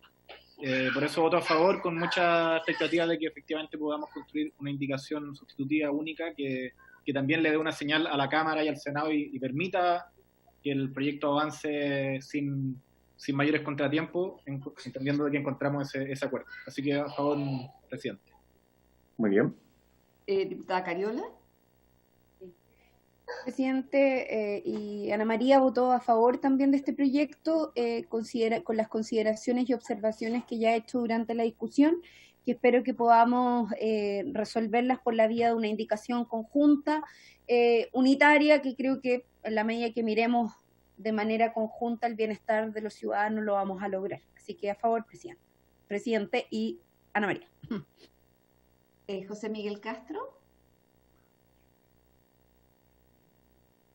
Gracias. Sí, voto a favor porque yo creo que la pandemia sin duda ha desnudado toda la precariedad que existe, no solo en nuestro sistema de protección, sino que también en nuestro sistema de investigación, en lo atrás que estamos en el desarrollo de la ciencia, la tecnología. Así que voto a favor para poder ir soslayando y sobrepasando estos problemas.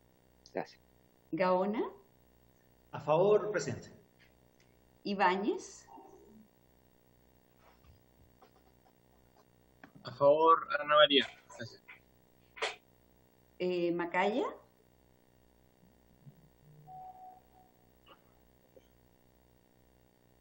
Macaya me aparece en la foto, pero está sin video y no habla.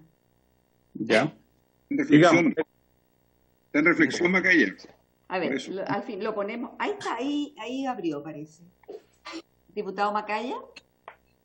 Sí, acá estoy. ¿Aló? ¿Vota a favor o en contra? No, voto a favor, voto a favor.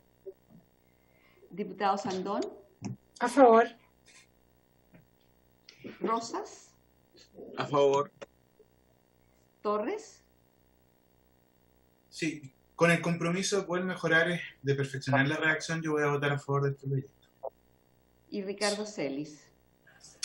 Yo quiero agradecer el tono de la discusión. Creo que este es el tono republicano que merecemos, apoyar a nuestras universidades, apoyar a la gente también, así como acá se ha dicho. Así que voto a favor y espero que tengamos una redacción conjunta que responda a lo que hemos visto hoy día. A favor. Ya. Resultado, 13 votos a favor, 0 en contra, 0 abstenciones. Unidad Nacional. Eso, muy bien. Aprobado. Sí. A continuación... Somos obstruccionistas. No se pasen películas. Sí, a continuación vamos a ver el segundo proyecto de la tabla, iniciar la discusión, ¿cierto?, del boletín 13.638, ¿cierto? Se ha invitado a constitucionalista, señor Jaime Gajardo Roldán, a quien le damos la palabra, ¿cierto?, para que explique, o a la diputada Cariola, si es que quiere hacer la parte introductoria, y luego al diputado Gajardo. No es diputado, Gajardo, es abogado. Bueno, pero podría ser un buen diputado, quizás. No, mira, presidente, sí, yo quisiera tomar la palabra antes de que el abogado Jaime Gajardo, constitucionalista de la Universidad de Chile, haga la exposición que relaciona a este proyecto de ley, que básicamente, presidente, lo que hace es establecer, declarar de interés nacional, de interés público, ¿cierto?, el desarrollo de los tratamientos y las vacunas vinculadas a la pandemia, particularmente el COVID-19. Y esto, presidente, tiene que ver con un resguardo que queremos tomar. Sabemos que en este momento, y lo estábamos discutiendo anteriormente, en torno a los procesos de investigación, en torno al rol que deben jugar las instituciones públicas, las universidades, etcétera, para poder garantizar que nuestro país tenga acceso a esta vacuna, que tenga acceso a los tratamientos, también de las enfermedades colaterales que puede llegar a tener esta pandemia, considerando que no solo está dejando consecuencias fatales, sino que incluso está dejando otro tipo de consecuencias en aquellas personas que no tienen un final cierto fatal a propósito del contagio, pero que sin embargo tienen consecuencias de otro tipo desde el punto de vista sanitario. Entonces nos preocupa, presidente, que considerando la experiencia que tenemos en nuestro país en torno a cómo se maneja el mundo, ¿cierto?, de los laboratorios, como el mercado de la medicina en nuestro país, lamentablemente no tenemos la mejor experiencia. Hoy día sabemos que hay muchos medicamentos que tienen la exclusividad, ¿cierto?, de sus patentes, algunos laboratorios, y que el acceso de los usuarios, de los pacientes a esos medicamentos está finalmente restringido por su capacidad económica o por la voluntad de una que otra ley que permite garantizar el acceso de sus pacientes, como es el caso de la ley Ricarte-Soto u otras leyes que siguen siendo limitadas en su cobertura. Entonces, presidente, nosotros creemos que quienes firmamos este proyecto de ley, que el COVID-19 no puede ser una razón, ¿cierto?, una motivación para desarrollar negocios ni lucro a costa de la salud de las personas, que acá es fundamental que el interés público prime por sobre cualquier otro interés en relación al acceso de tanto las vacunas preventivas como también los tratamientos posteriores, y por eso es que hemos planteado la necesidad de establecer distintas vías. Hoy día sabemos que existen algunas vías que permitirían eventualmente que el Estado asuma un rol más activo en el control de este tipo de situaciones a propósito de la ley de propiedad intelectual.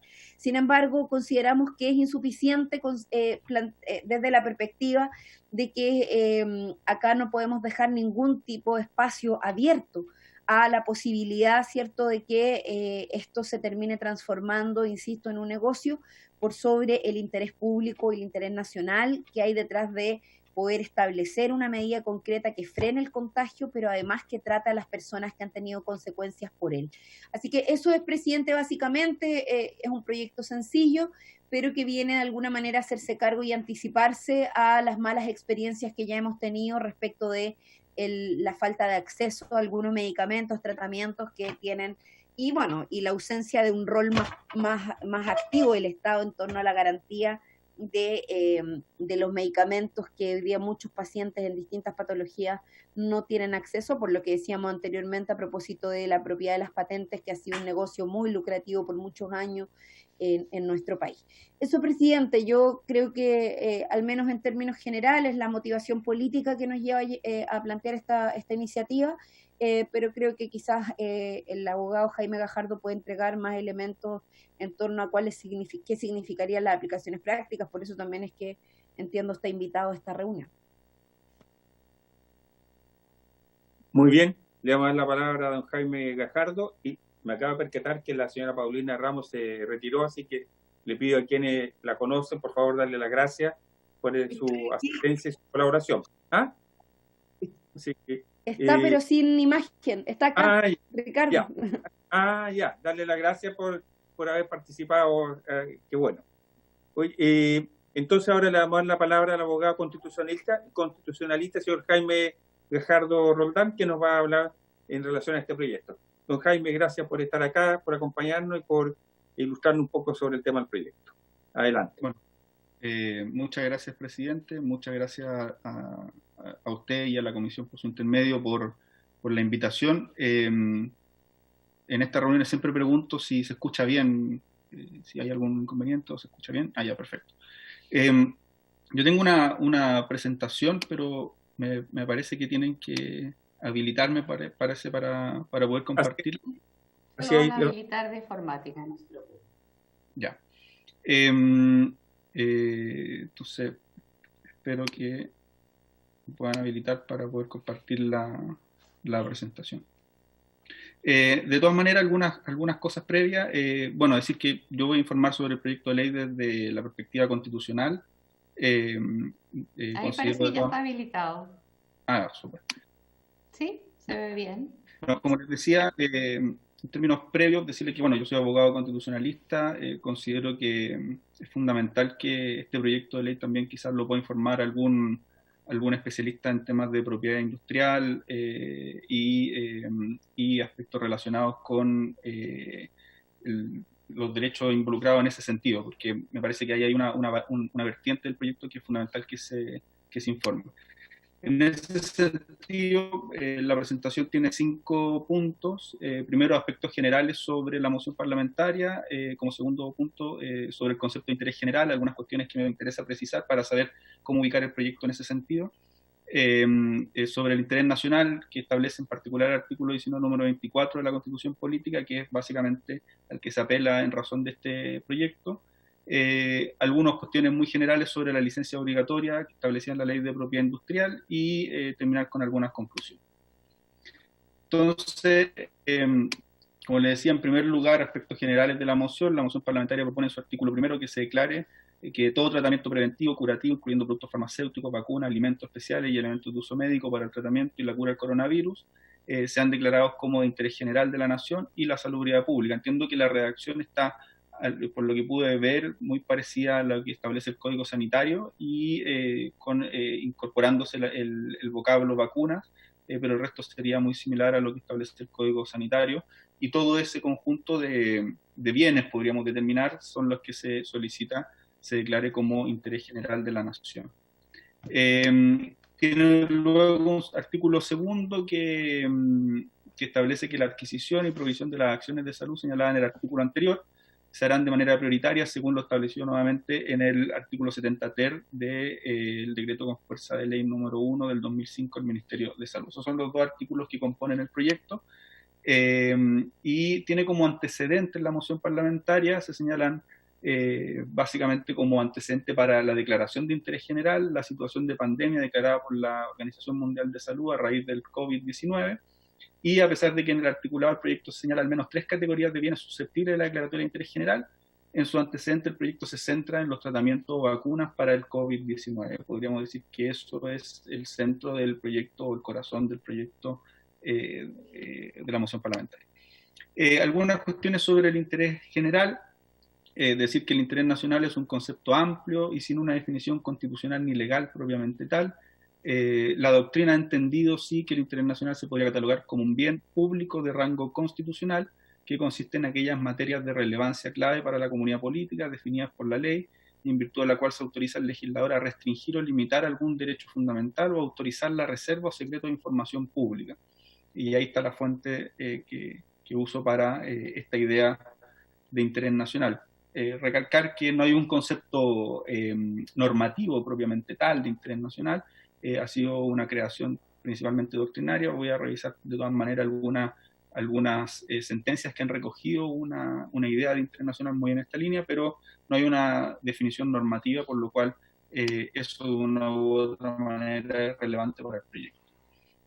Así, en el actual marco constitucional, el concepto de interés nacional es utilizado en 4 oportunidades en la Constitución. La actual Constitución establece el interés nacional en cuatro oportunidades, en 4 artículos, podríamos decir. Primero, en el principio de publicidad, que está contenido en el artículo 8º, inciso segundo de la actual Constitución, que forma parte de lo que se ha denominado las bases de la institucionalidad, el capítulo primero, y se regula en dicho artículo como causal de reserva o secreto que debe ser establecida por una ley de quórum calificado. ¿Ya? Entonces ahí aparece por primera vez el concepto de interés nacional.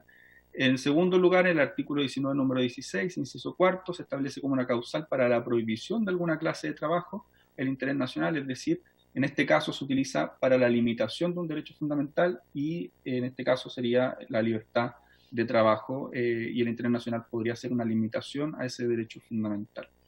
En tercer lugar, en el artículo 19, número 3, o sea, 23, inciso segundo, como causal que autoriza para la restricción de la libertad de adquisición de algún dominio, y esto se realiza a través de una ley de quórum calificado y se establece, también ahí aparece el concepto de interés nacional. Y en cuarto lugar, que básicamente para qué se estaría utilizando en esta moción parlamentaria en concreto, en el artículo 19, número 24, inciso tercero, como una de las causales que autorizan la expropiación o limitación de un bien. Y ahí aparece, cito en particular el artículo, que señala que nadie puede, en caso alguno, ser privado de su propiedad, del bien sobre que recae o de alguno de los atributos o facultades esenciales del dominio, sino en virtud de una ley general o especial que autorice la expropiación por causa de utilidad pública o de interés nacional, calificada por el legislador. El expropiado podrá reclamar de la legalidad y, bueno, ahí luego se establecen las reglas a través de la cual se lleva adelante la expropiación. Y esta sería básicamente la idea de interés nacional que se está utilizando en el actual proyecto de ley, o para el objetivo con el cual se utiliza este concepto. Como les decía, la Corte Suprema ha señalado qué es lo que se entiende por interés nacional.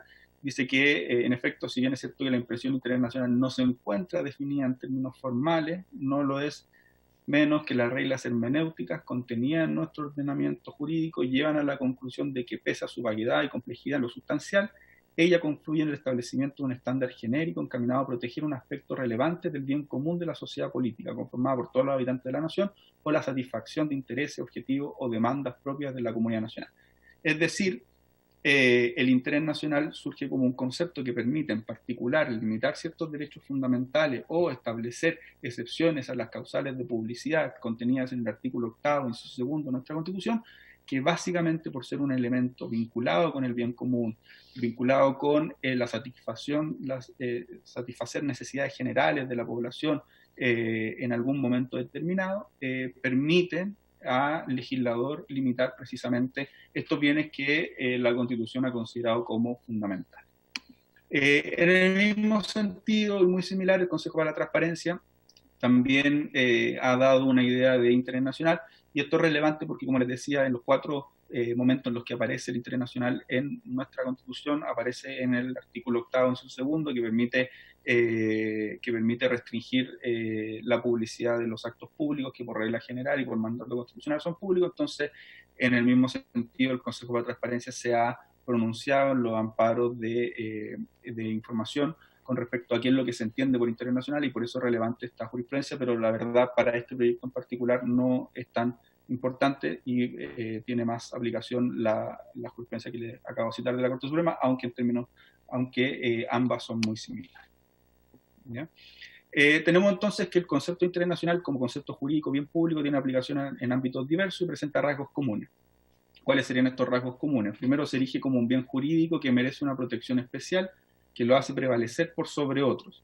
Así acontece con los derechos fundamentales y en particular la regulación de derechos de libertad tales como la libertad de trabajo, la de adquirir bienes y el derecho de propiedad.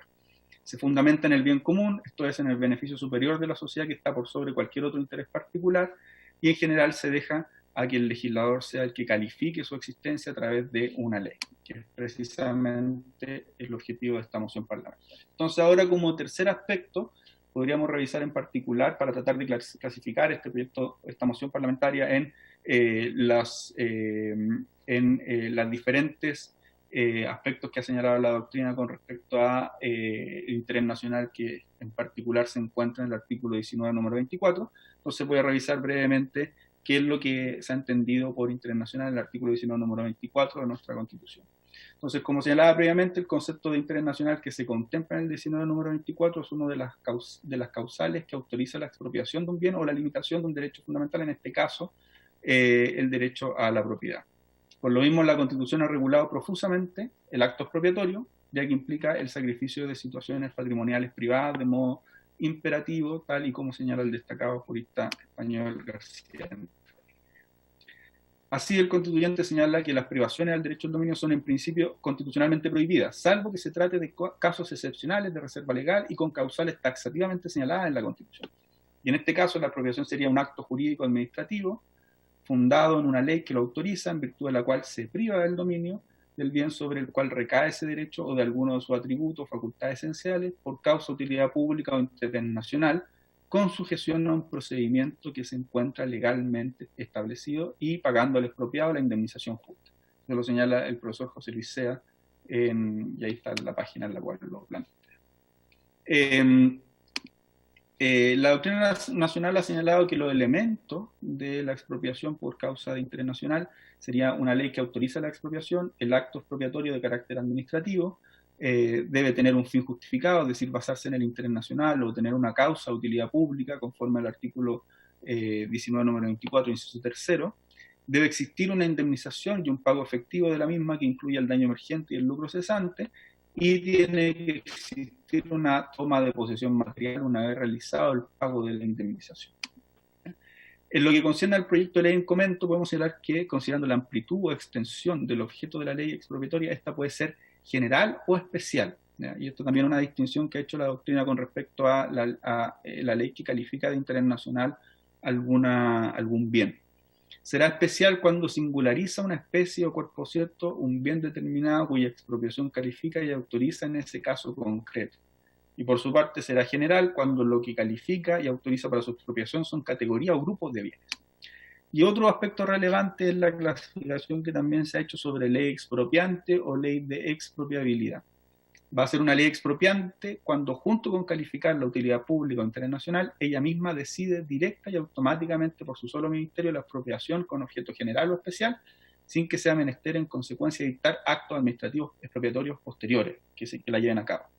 Y por su parte será una ley de expropiabilidad aquella que califica la utilidad pública o interés nacional, que declara y se limita en lo demás a autorizar a la administración para que proceda a cumplirla por actos expropiatorios concretos, ateniéndose al procedimiento tasado por el legislador y reconociendo al expropiado los derechos para reclamar contra la legalidad de dicho acto y otros que protegen el núcleo dominical asegurado por la Constitución y la ley. Entonces, esa clasificación es relevante en varios sentidos. Primero, para ver cuál es el alcance de esta moción parlamentaria, y en segundo lugar también para ver cuáles son las consecuencias en términos jurídicos de la moción parlamentaria.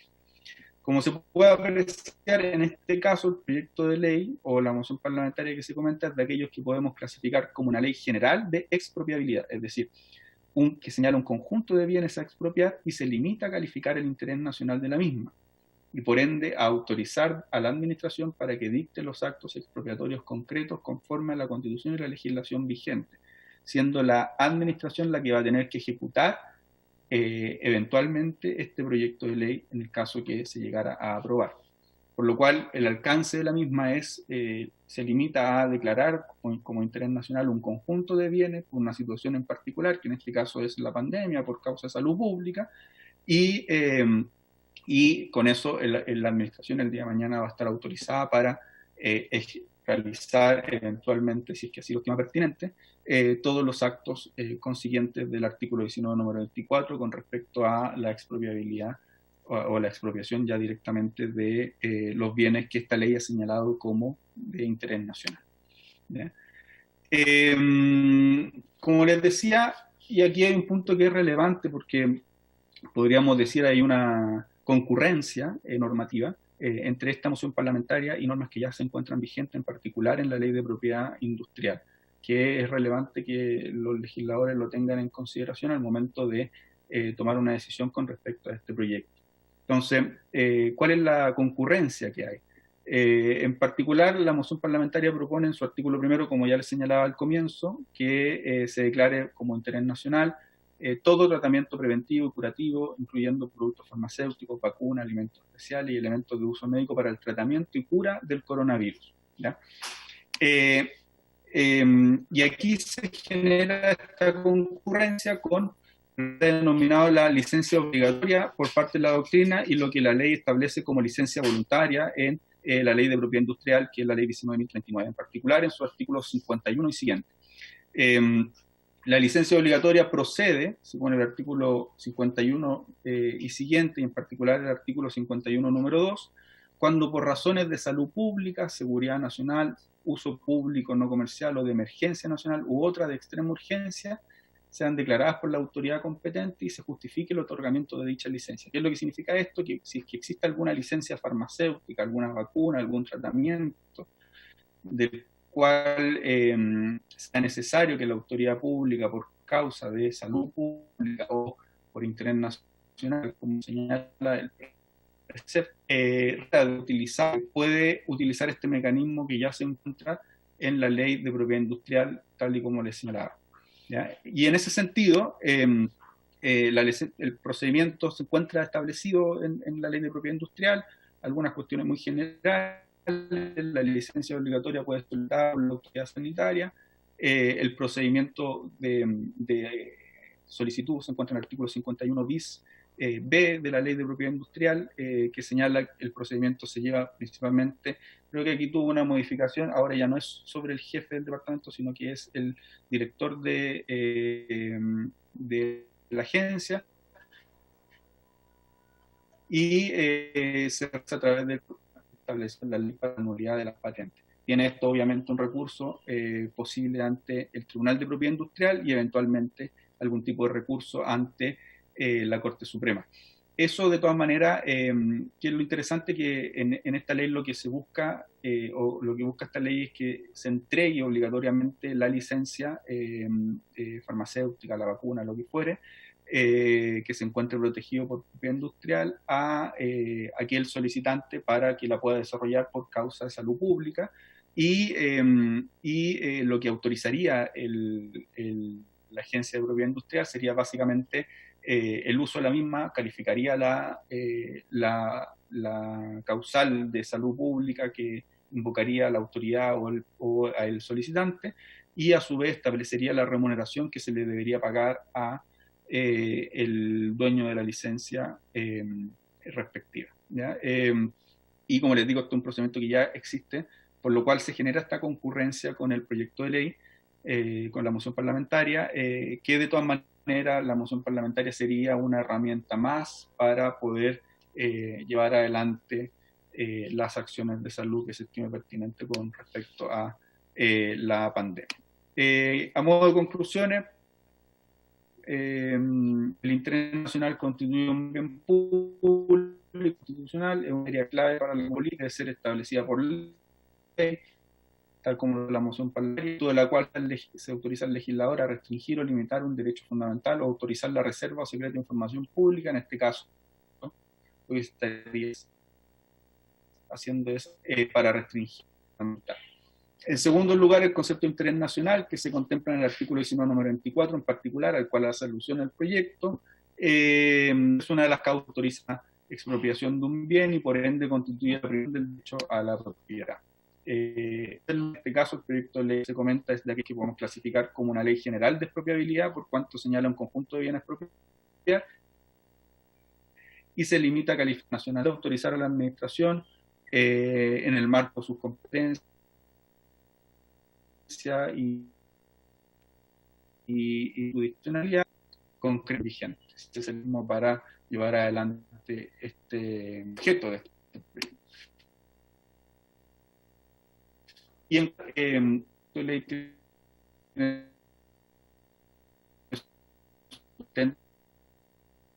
la calificación ya tenemos mucho público, no todo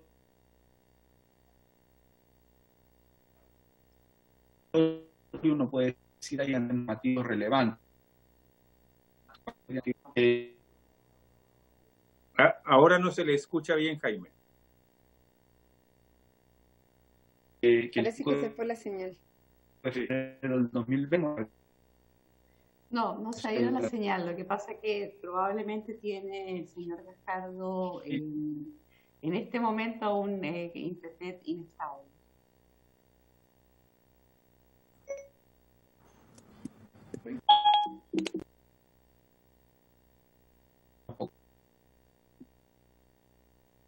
No sé si me escuchan.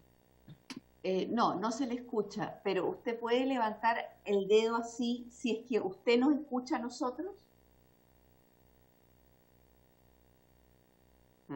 Sí, yo lo escucho. No, sí, le escucho bien. ¿Sí? Ya. Sí.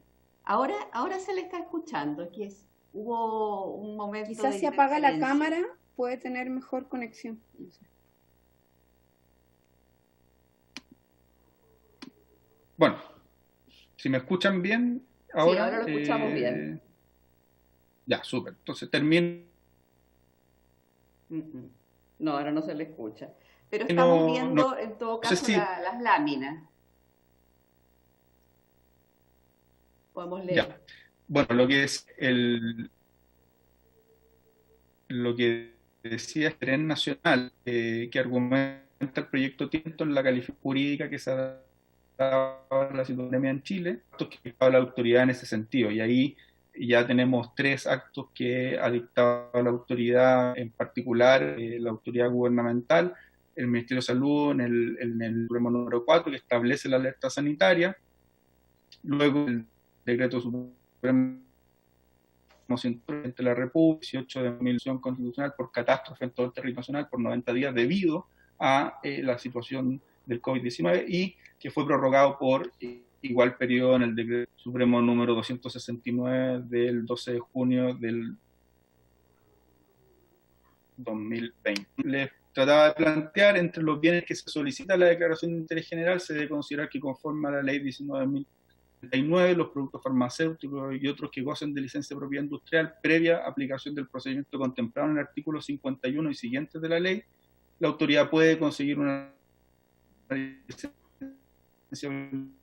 obligatoria por razones de salud objetivo que este proyecto de ley, aunque obviamente complementa las herramientas que tendría el legislador y el ejecutivo para hacer frente a esta situación de pandemia y emergencia sanitaria que, por cierto, es una causa de interés nacional. Eso es don Jaime. mi presentación. Don Jaime, ¿puede retirar la presentación? Claro. Muchas gracias. Hoy justo, hemos coincidido en la hora, ha terminado la hora de la comisión. Yo quiero agradecer al abogado constitucionalista, ¿cierto?, a la señora Paulina. Vamos a continuar con esta discusión el próximo lunes, así que vamos a buscar las palabras para aquello. Le pediría a don Jaime si nos puede acompañar el próximo lunes en la mañana también, cuando además también veamos el primer proyecto que acabamos de ver. Así que, habiéndose cumplido, diputado Belolio, le voy a... No, solamente para que ojalá el próximo lunes, igual vamos a estar votando, entonces no sé si vamos a alcanzar el mismo lunes, pero también para poder hacerle llegar un listado de invitados por este tema. Sí, por cierto, además. Así que agradecido de su tiempo y conocimiento, sabiduría y opiniones que nos han dado, así que habiéndose cumplido el objeto de esta sesión, esta se levanta, nos vemos el próximo lunes, están todos invitados, estamos todos invitados el próximo lunes en la mañana. Muchas gracias.